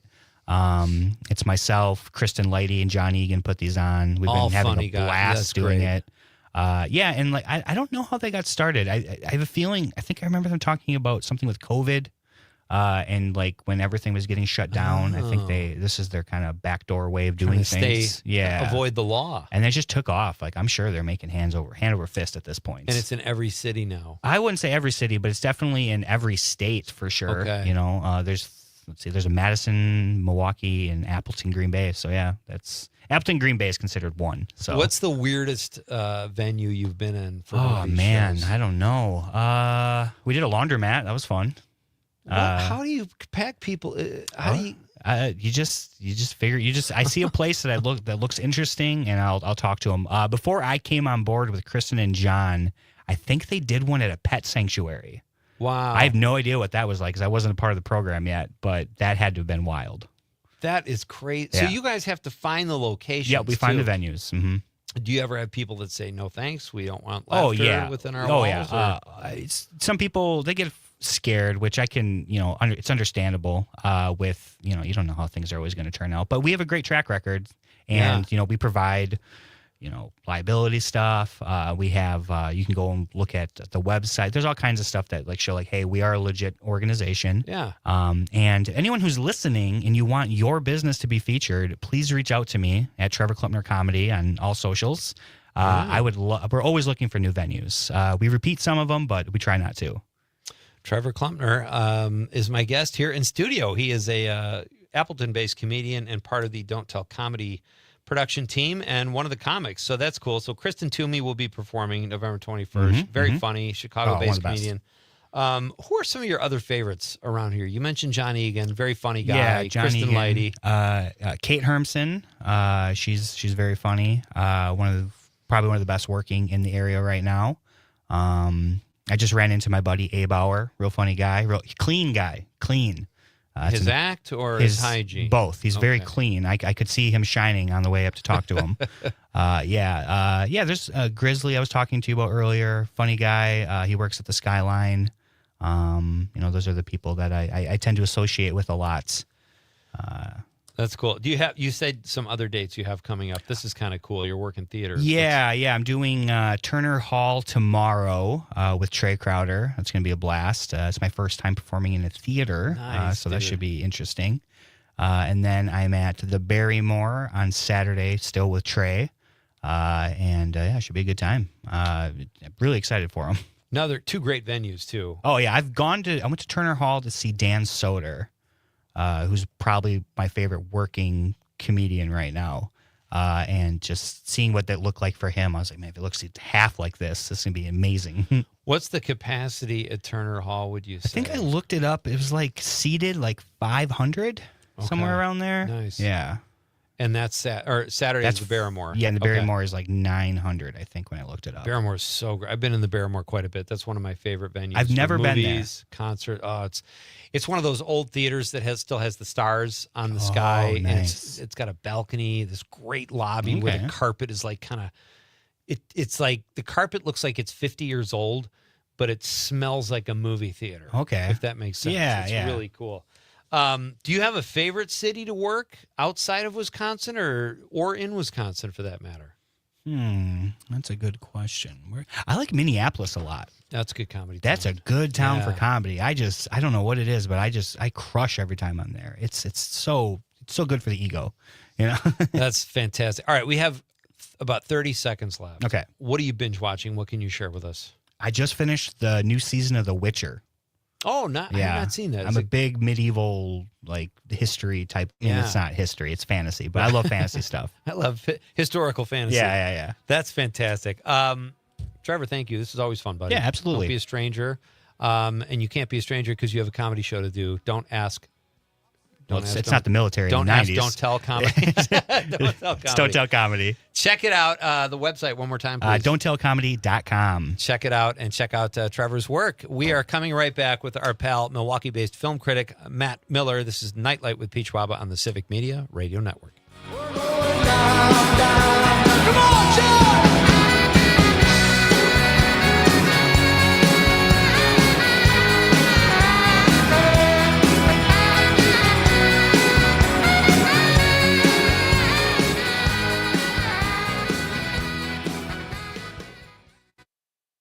From Hobart to Bay Settlement, 97.9 WGBW.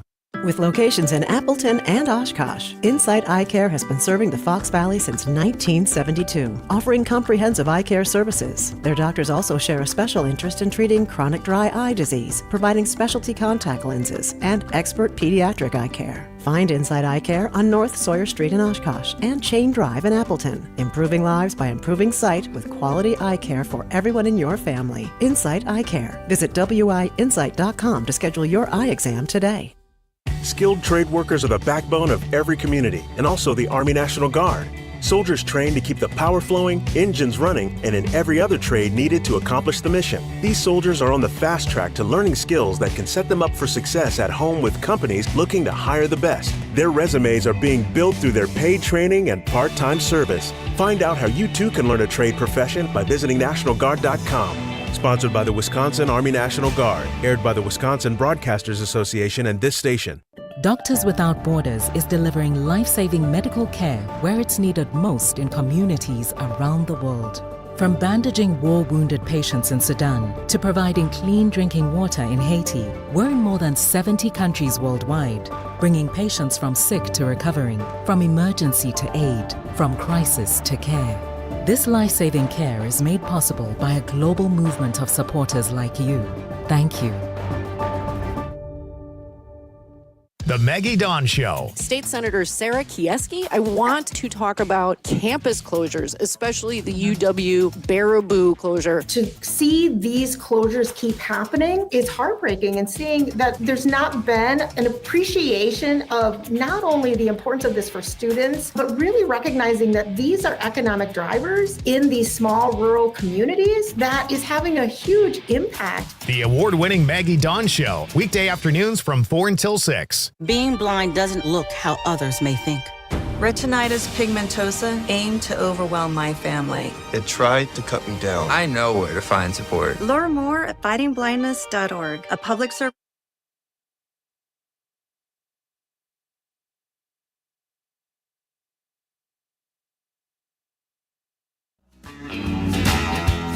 Get up home. I want to drive them home. When you're feeling blue, Welcome back. This is Nightlight. I am Pete Schwaba. Great to have you with me on this Thursday night. Just a reminder, folks, the Popcorn Pick was brought to you by Chicken or the Egg Photography. Chris specializes in food, event, music, and product photography for businesses across Wisconsin and the Midwest. See what he can do for you at chickenortheeggphotography.com. Chris does great work. He's been on the show a few times and sponsors our Popcorn Pick of the Week. So there you go. It's always fun to talk to Trevor Klumpner on social media. We've got some more Sexiest Man Alive texts. Lisa Hale says, okay, hear me out. Jack Black and Kevin Smith. Laughter is the best aphrodisiac. And Chad Frank commented on that and said, well, Lisa, I am hilarious, clever, and a genuine person. Chad's cruising for chicks on our Facebook page. What the hell, man? Thank you, Chad, for being a part of that. I think Lisa is someone made an honest woman of her, but she's wonderful, and so are you, Chad. Danny Wheels says Steve Zahn, his humor amplifies his handsome. Sarah Jean says Ryan Gosling, he makes me laugh and sometimes cry, depending on the movie. Dan Davey says Carla's butcher from Cheers. Boy, that's digging deep. Thank you, Dan. I say Springsteen. Bill Mode says me and put a picture of himself on social media. This is like a dating site all of a sudden. Stacy Sue says if he was alive, it would be Freddie Mercury. Mike Dessa tells Steve Buscemi's smile gets me every time. Of course it does, Mike. And Ezekiel Drew says, according to my wife, it goes me, then Tom Hiddleston. I looked in the mirror and said Tom Hiddleston, and then me. You're both sexy guys, Ezekiel. Keep those texts coming. Right now, I'm excited to welcome our next guest. He is a Milwaukee film critic and one of our Nightlight besties. Mr. Matt Miller joins us over the stream. Hey, buddy. Hey, howdy. Do you have a Sexiest Man Alive vote? I mean, I always vote Ryan Gosling. I just think the sense of humor, he seems like a good dude. Yeah, he agreed. seems like a decent human. He's Canadian, so he knows about poutine and all dressed potato chips. So he just seems like a good chap. If we're talking more kind of guys of the moment, I do think Glenn Powell is a very handsome man as well. So yeah, there's a lot of handsome dudes making me feel inadequate out there. Oh, there's plenty to go around, buddy. I love Ryan Gosling for the Beavis and Butthead sketch alone on Saturday Night Live, and his reaction throughout that. He was so good and so funny. So that's a great thing. And he's underrated, arguably, in Barbie. Like he's because we don't respect comedy enough as in society, and especially in the movies and arts. And like he's genuinely hilarious and perfect in Barbie. He plays it so much like he's so invested in being Ken. It's great. He's the perfect cast for sure. Well, Matt, let's jump in. I almost don't know where to start. You've seen more than I have, as usual. What did you think of Roof Man? I liked Roof Man. It is the kind of movie that people don't see anymore in movie theaters, which is it's just a really good movie, well told. This is the new Channing Tatum movie about true story, about a guy in the kind of late 90s, early 2000s who robbed a bunch of McDonald's. He would break through their ceilings, robbed a McDonald's. Then he goes to prison, breaks out of prison, and hides in a Toys R Us where and then while he's in hiding from the police at Toys R Us, for months, he befriends a bunch of locals and becomes a part of the community, all while living this secret life as, this ceiling hammering bank thief. It's directed by Derek Cianfrance, who's all of his previous movies are extremely serious. He did The Place Beyond the Pines. He did Blue Valentine. Not a laugh to be found in either of those movies whatsoever. Wow. So it's kind of interesting to see him doing something like Roof Man that has this kind of sense of humor, this kind of funny story to it about a guy hiding out in Toys R Us, but it has this real melancholy vibe. I saw someone else refer to it as kind of like a Catch Me If You Can vibe, and it kind of that is exactly the vibe of the movie. It is very much a kind of melancholy movie about a dad who is bad at being a dad and is lost in the world.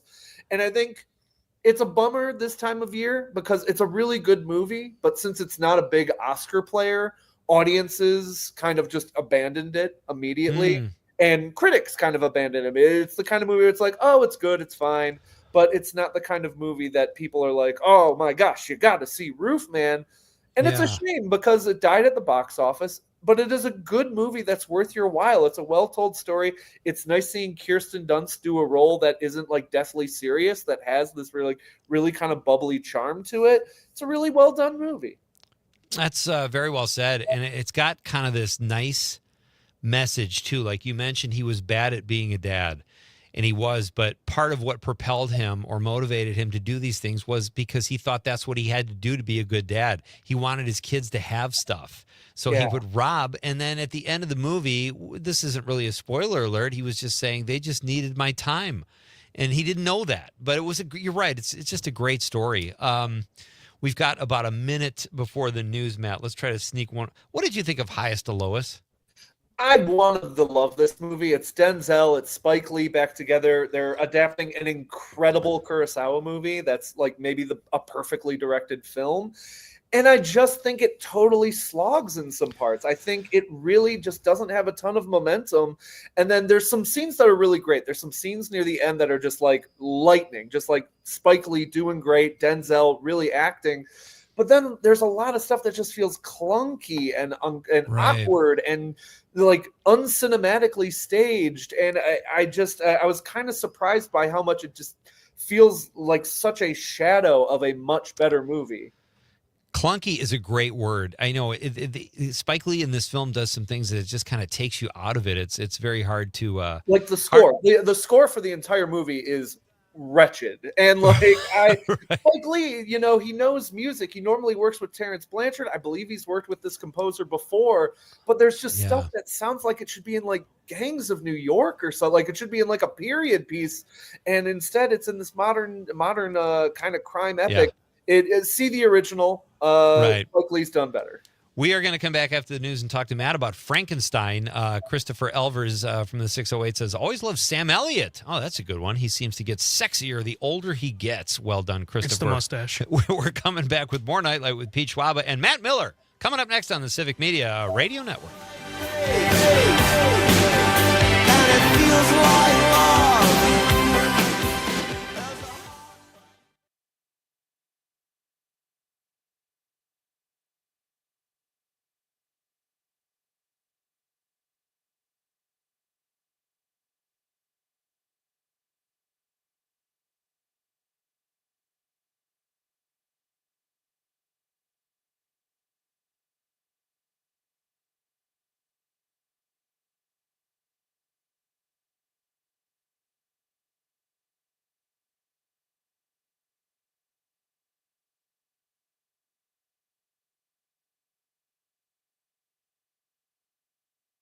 American Airlines, $220, and United Airlines says they'll slash just under $200. This all on day 37 of the shutdown, with growing lines at food banks across the U.S. A federal judge has ordered the Trump administration to fully fund November SNAP benefits by tomorrow. The Trump Justice Department appealing that decision.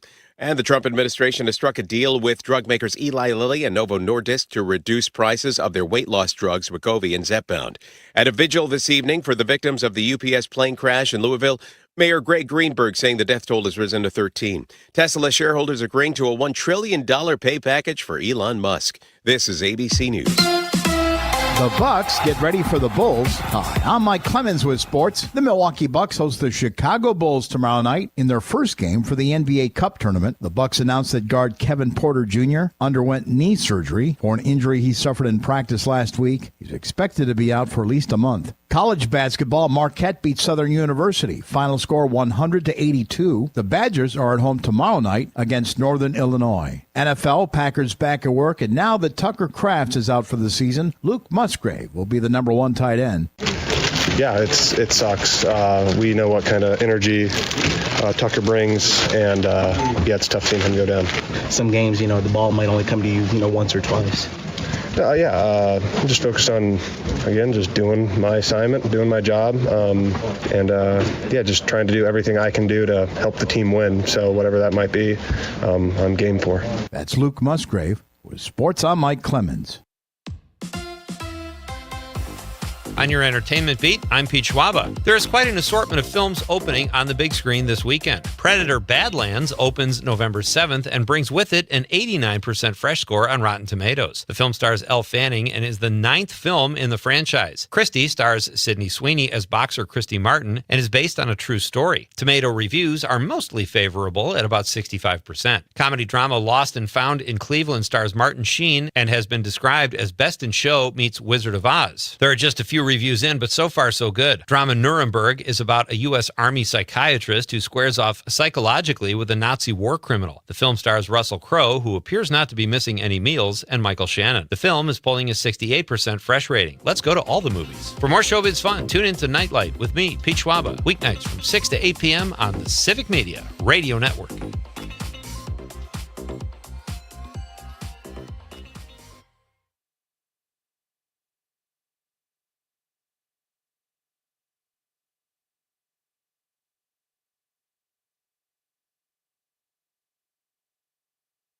I'm meteorologist Mace Michaels. Maybe an evening shower, then partly cloudy for tonight, a low in the low 40s. Mostly cloudy tomorrow, slight shower chance, and a high in the mid-50s. Much, much colder this weekend. High temperatures back down into the 30s, even a rain-snow mix possible Saturday. Currently, it's 44 degrees. Not completing high school is more of a social thing than it was an academic thing. Even though all these years have passed, I still had that longing to have my diploma. At age 30, Carissa finished her high school diploma. If you're even considering getting your high school diploma, you can do it. No one gets a diploma alone.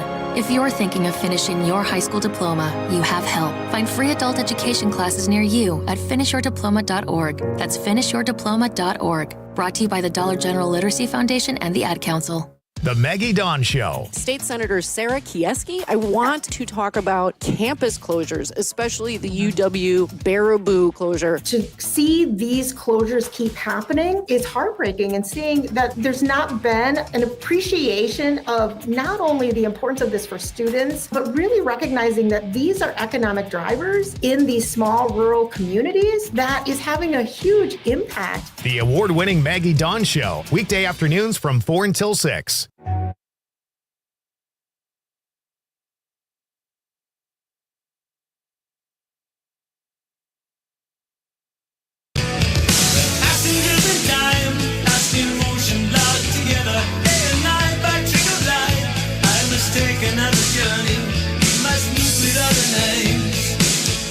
Welcome back. John from the 608 says, sexiest man alive, any confident man secure with his sexuality with a passion for life and oozing fun. Peter, it's certainly not a 5'3" actor that covers 90% of actors. Army Hammer is handsome, but my God, what a POS for the worst reasons. So I'm going to have to disagree with Melissa. Play it safe and go with myself. Melissa is John's wife. Do we miss a text from Melissa? I don't think so. Okay. So until she says John is the sexiest, Yeah. I'm not going to believe John. Conrad's mom says, I've been watching Dancing with the Stars, and one of the competitors, Dylan Efron, looks great dancing and has a great smile. But your mom stopped short of saying he's the sexiest man alive, probably because she's sitting across from your father. John from the 608 also says, my Melissa, she is brilliant. A brilliant, successful mother, a woman who makes no mistakes and has only warmth and caring and love in her heart, proving my claim. John also says, okay, I'm willing to take a number 2 slot behind Jack Black. The lady caller, that's Cindy, was correct. He's awesome. Wow, great answers tonight. Running the gamut. Matt Miller is here, folks. He's a Milwaukee-based film critic who joins us from time to time to talk movies. And Matt, what did you think of Frankenstein? I have not seen this yet. It's only in theaters for like a week, and I don't think it's a wide release, is it? No, it is a Netflix one, and we were very lucky in Milwaukee that a few theaters, the Times, the Oriental Theater, and the Avalon still is going to have it this weekend. Netflix barely ever puts their movies in theaters, and when they do, it's almost exclusively out on the coasts and the big cities. They seem to be loosening up a little bit, but only in the name of like prestige projects like a Guillermo del Toro, like a Greta Gerwig, her Narnia movie. Hopefully the new Knives Out movie coming out this month, Wake Up Dead Man. We'll see if that one makes it to screens by us. But luckily got a chance to see it on the big screen, Frankenstein. I liked it. It's like a lot of Guillermo del Toro movies for me, where I wanted to love it. I wanted to walk out and be like, my God, it's incredible. I love how much passion he has for monsters, for these very cinematic creations, for production design. I love that kind of stuff. I love his approach to Frankenstein, which is in theme with Roofman, which is a movie. It is a movie about bad dads. It's a movie about generational, drama and, dads passing on their flaws and anxieties down to their kids. And I really like that kind of approach to the story. But it just kind of ends up becoming a little bit of a story grab bag. And I like the movie a lot, but like, it kind of gets lost in some cul-de-sacs in terms of like what it's about, and it kind of gets a little bloated. And the structure is interesting, but it also results in some like odd kind of like it just doesn't pace great in some cases. And there's also some stuff. I love Guillermo del Toro, great visual director, but there's some stuff that kind of looks crummy in the movie. And I don't know if it's a Netflix thing where Netflix has certain demands for what types of cameras that you generally have to use with them. That, I'm not sure if maybe there was some of that. I don't know if, he was working with CGI in a few shots, but there's just some of the stuff that doesn't look as good as kind of Guillermo del Toro's best stuff can be. His Pan's Labyrinth, his Shape of Waters. But it's very much worth your while. It's nice seeing Oscar Isaac out of Star Wars jail. Yeah. Jacob Elordi is it's weird to think that Oscar Isaac has been stuck in franchise mode for so many years, and now like it's so nice to see him get to be interesting in a movie again. Really good actor. Yeah. Jacob Elordi is a really good young actor. A lot of people, he got to start kind of on the HBO show, the one with Zendaya and Sydney Sweeney, Euphoria. Yeah. And I think I was kind of like, okay, who's this 27-year-old playing a high schooler on the HBO show? But he's genuinely a really good actor. Between Priscilla, Saltburn, and now Frankenstein, he's got the goods. I'm excited to see what he does next. Nice. You seem to really like this movie. It was just an accident. I'm not familiar with it. Can you tell us about that one? Yeah, this is the new Jafar Panahi movie. He is an Iranian director. He's made some really tremendous films. He made This Is Not a Film when the Iranian government banned him from making movies. Their government wouldn't let him make movies that were critical of the government, of society. And he kept making movies in secret in Iran. And now this is his latest. It's called It Was Just an Accident. Maybe his most approachable movie. Which is going to sound funny when I say the plot of it. It's about a guy who comes upon a guy who tortured him during some of the regime's eras, and he decides he's going to get revenge on him, but he's not sure if he's the guy officially. So he goes around traveling around the city, finding other people who were in prison with him, who were imprisoned by the regime, and is like, can you confirm that this is the guy who was torturing us in prison? And wow. I know that sounds super lighthearted, fun. It's a musical. No, it has kind of like a Coen Brothers dark comedy kind of energy to it in some places. It's still an Iranian movie. It's very kind of slower paced. It is about existential and philosophical debates. But I really liked that. That's a really great movie worth checking out. That's at the Oriental Theater right now. Hopefully it gets some Oscar buzz, but I will say it is currently being released by Neon, and Neon has like 70 movies it's trying to get Oscars this year. And when that happens, certain movies tend to fall by the wayside, and I'm nervous this one might be. But it's a really great movie, and it's the best ending of a movie you will see this year without spoiling anything. Just the kind of ending that you just like go out of the theater and you're like, that's cinema, baby. Nice. Matt Miller is my guest. He is a Milwaukee-based film critic. And we are talking movies like we love to do with Matt. Where do we go here, Matt? I want to ask you, here's what I'm excited to see. And I mean, not typically, these kind of movies don't get me really charged typically, but Predator Badlands. Yeah. This franchise, because of this director, Noah Trachtenberg? Dan Trachtenberg. Dan Trachtenberg. The last three movies, Prey, it was an animated Predator that came out earlier this year, and this have all reviewed. This is getting a 95% critics on Rotten Tomatoes. The trailer looks amazing. I'm actually excited to see this movie, and I cannot believe this is like the 9th movie. And usually when a franchise makes a 9th movie, there's some dogs in there, and maybe there are in this franchise, but I'm excited to see that. Have you heard anything good about it? I've heard really good things. I do really like Dan Trachtenberg as a director. As you said, he came to the franchise with Prey, which was released on Hulu and a Hulu exclusive. It's great. If you haven't seen Prey, it's basically what if Native Americans came across a predator. It's a great premise for a movie. And then if you like that, you'll love the animated one you were talking about as well, Predator Killer of Killers. Even if you're like not an animation person, it's such a great premise because it is 3 short stories of like just a predator showing up in different periods of time. So one is like Vikings, one is World War II. I forget what I think the third one might be the samurai era in Japan. And it's just they're great and they're really fun, really thrilling, gory, bloody action. And I'm really excited to see what he does with Predator Badlands. I think it's a really fun premise to kind of, be with this like rookie predator on like this like prove it mission, and you've got a robot Elle Fanning along with him. It looks really fun. I know some people are a little scared off by the fact that it's PG-13. Predator, generally an R-rated franchise, but I think mainly it's going to be PG-13 because it is a movie about there's not a lot of people in it. It's monsters. It's him fighting monsters. And the MPAA will let you do whatever you want to monsters. If they bleed purple or green or anything other than red, the MPAA will just let you go hog wild on murdering monsters. So I think it's still going to give people, the kind of the bloodlust thrills that the Predator franchise offers. But he's also a really smart director who's taking this franchise in really interesting directions. He's not doing the Alien Romulus route of playing the best hits, playing stuff you've seen before. It seems like he really wants to try some different things with this franchise. I'm glad I know that because the PG-13, it wouldn't have scared me off. I still would have seen it based on the reviews, but that's just kind of like I didn't like that the first Jurassic Park was PG-13. I'm like, come on, I want to be scared. You have dinosaurs. Let's do this.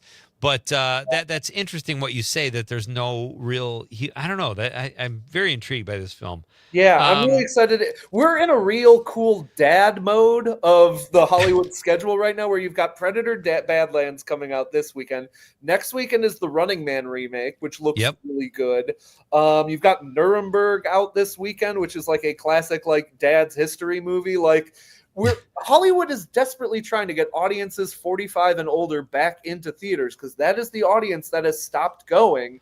And hopefully stuff like Predator, stuff like The Running Man, stuff like Regretting You, the Colleen Hoover movie, the romance movie that came out last month. Hopefully stuff like that can remind older audiences that, A, there is stuff in theaters for them, and a lot of it's really good and fun to see in a theater.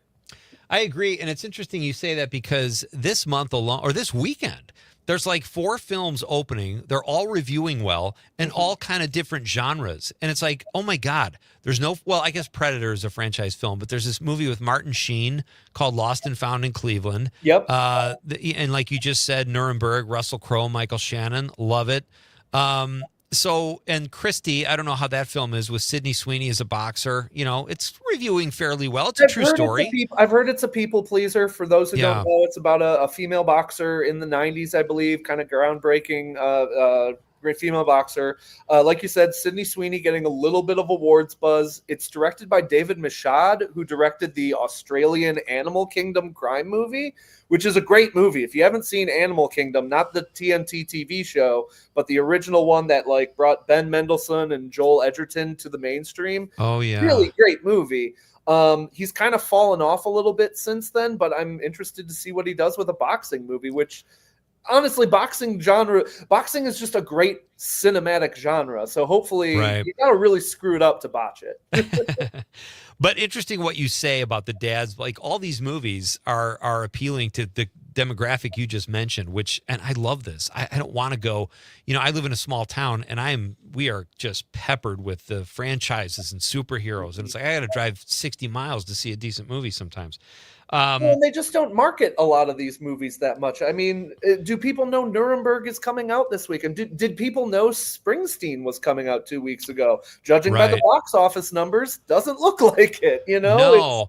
I think Hollywood's forgotten how to sell these movies to their audiences. It's a little frustrating. It's interesting. I saw the Springsteen movie today. It's kind of a conundrum a little bit because you have one of the most charismatic performers ever, one of the biggest stars in the world, but the movie does not match that charisma. It's about a dark time in his life, and it's good. I liked it, but I've got some issues with it, but I overall really liked it. Are you telling me Scott Cooper made an overly serious one-note drama?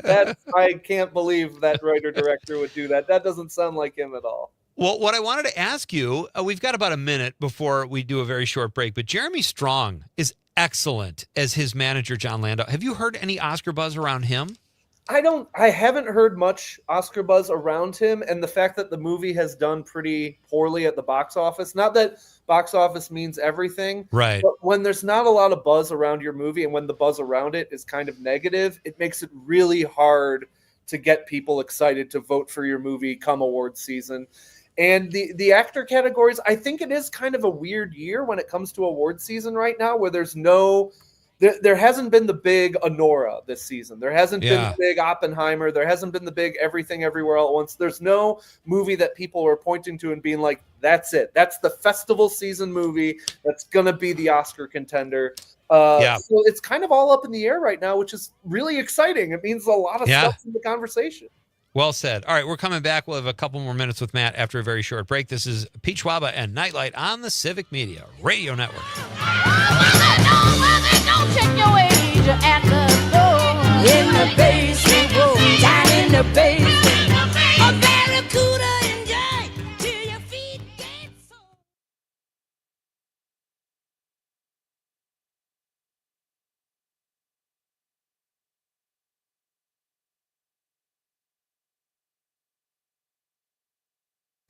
Great workout, huh? Hey, do you want to grab some lunch? I'd love to, but I'm doing one of those detoxes, so I'm only allowed to drink this green stuff all day. Actually, I'm doing a detox too, but I don't have to drink that. Wait, what? What detox are you on? It's called Active Liver, and it's a natural tablet with herbs that support my liver and help me detox daily, all year long. No special diets, no prescription required, no starvation, and no, green stuff. I'm feeling amazing, sleeping better, and have so much more energy. And my digestion's never been better. Active Liver, huh? I'm gonna pick some up right now, on our way to lunch. We ask a lot of our liver, so give it the support it deserves with an easy daily detox from Active Liver. Made with natural ingredients like turmeric, milk thistle, and globe artichoke, Active Liver helps cleanse and protect your liver so you feel less bloated and more energized. Find Active Liver online at Amazon, Vitacost.com, or iHerb.com. Or pick it up today at CVS, Meijer Grocery, or ShopRite. When your liver is happy, your body is happy. Enjoy life to the fullest with Active Liver. Hey, it's Amanda, and we all know that Northeast Wisconsin has some of the best events around, but trying to find them all can be tricky. So here at WGBW, we decided to do the work for you. Prevent boredom on any night by going to WGBW.fm and click events in the top right corner. You'll never have to spend forever scrolling to find out what's going on in your area. And if you got an event to share, hit us up by emailing info@WGBW.fm, bringing you local news and timeless hits while giving you the 411 on what's happening in New Wisco.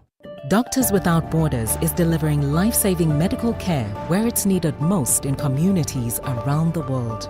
From bandaging war-wounded patients in Sudan to providing clean drinking water in Haiti, we're in more than 70 countries worldwide, bringing patients from sick to recovering, from emergency to aid, from crisis to care.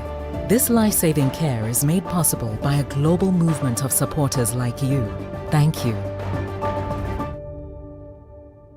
The Maggie Dawn Show. State Senator Sarah Kieski, I want to talk about campus closures, especially the UW Baraboo closure. To see these closures keep happening is heartbreaking, and seeing that there's not been an appreciation of not only the importance of this for students, but really recognizing that these are economic drivers in these small rural communities that is having a huge impact. The award-winning Maggie Dawn Show. Weekday afternoons from 4 until 6.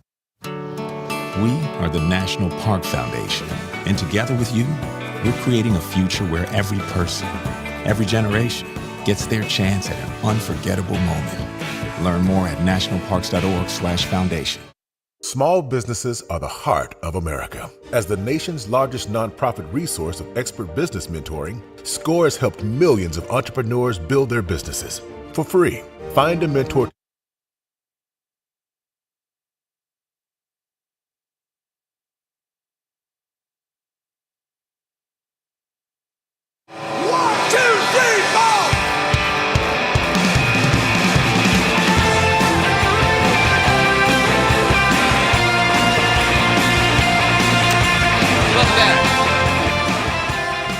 Thursday night edition of Nightlight. I am Pete Schwaba. Great to have you with me.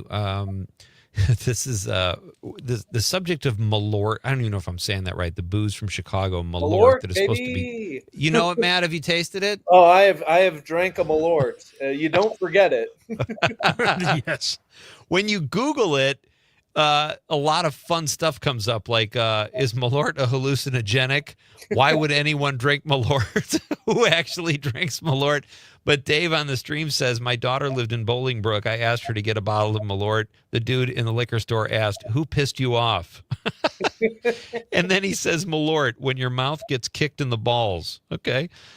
Joe on the stream says, Jason Sudeikis with the Ted Lasso colossal stash is his vote for sexiest man alive. And then we've got one more here on the stream or on the text line. Anna from Madison says, Pete, please ask Matt if he saw Song Sung Blue with Hugh Jackman and Kate Hudson. I don't think that's out. Has it been made available to critics yet? Not yet. That'll be Christmas. I think it had some festival screenings out in New York. I want to say it was maybe like a Tribeca or a New York Film Festival debut, but I believe that comes out wide this Christmas. Obviously, Wisconsin's very excited about the local ties to the subject, but I know there's a little bit of buzz around it too, because it is two kind of overdue actors. You have Hugh Jackman, who hasn't really been in the Oscar conversation for a while, and obviously Kate Hudson fell off the map. She was, you know, a Hollywood darling, and then she made a bunch of bad movies, and then Hollywood stopped making romantic comedies. So I think there's some good narratives there if that movie is good, if it has the reviews, if it has the box office that people get excited about. It could be kind of the greatest showman of this year, where it's the surprise kind of hit of the holiday season. I am way more excited about that movie than I should be, just because of the Wisconsin ties, yes, but also you love Neil Diamond. Neil Diamond. Absolutely, I love Neil Diamond. And now I'm in this weird thing where I'm at the gym and I look for Neil Diamond covers by other famous, like Solitary Man by Chris Isaak or Johnny Cash. Just the guy. I love Neil Diamond. We got a couple minutes left, Matt. Thank you for the text, by the way, Anna. You said you saw The Hand That Rocks the Cradle for the first time, and I remember seeing that and being really kind of weirded out too. But what you said, it's casually bazonkers. what were you thinking about that movie? So there's a remake on Hulu now, and I had never seen the original, so I was like, oh, I want to do my due diligence, see the original 1992 movie. And it's just funny how you'll watch a movie from the 80s or 90s, and it'll just casually be the most demented thing you'll ever see. And it's just, you watch that movie, and it's like you've got a very problematic Ernie Hudson performance. You've got like the opening of the movie is his performance, which is not the kind of performance we do anymore. Someone getting sexually assaulted, a pregnant woman getting sexually assaulted at the doctor killing himself, his wife having a miscarriage and going crazy. That's the first 5 minutes of a hit blockbuster movie from 1992. And it was rated PG. No, that would have to be a little earlier. But it's just nuts that like this movie was a massive hit. And I'll be honest, you watch it and it is nonsense. It is a very tasteless movie, in case all of that stuff I said. But it's directed by Curtis Hanson, who's a very good director. Oh, yeah. He did LA Confidential. He Love did In Your him. Shoes. And so there's a little bit more care to the movie than the material does not deserve any care whatsoever. It is bad Lifetime schlock.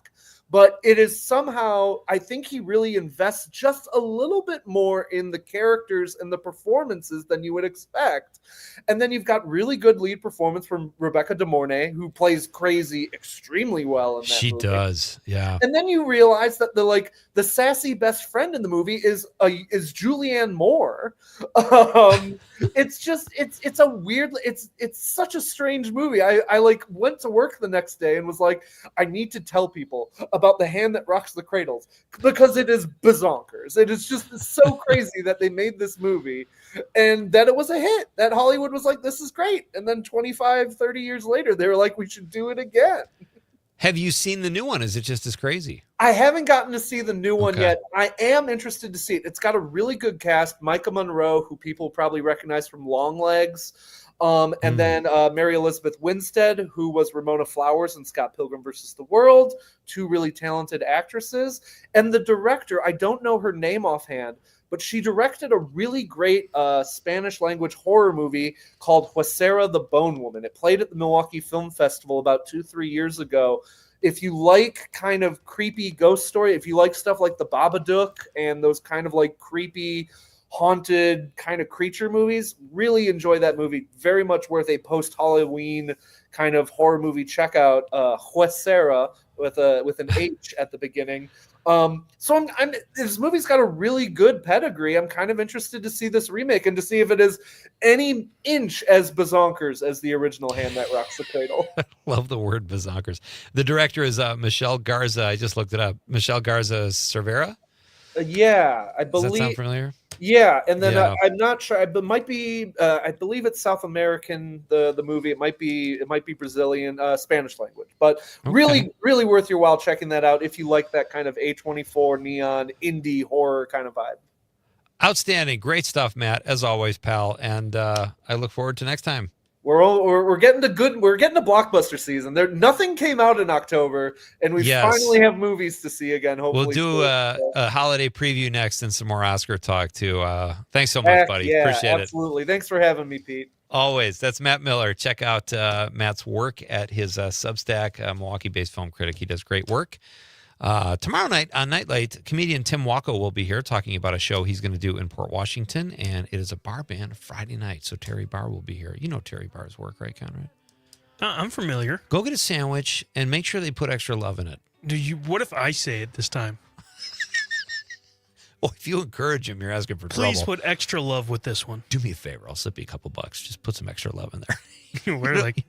Well, there's like 8 ingredients. Which ingredient do you want more of? You don't want to leave that up for interpretation.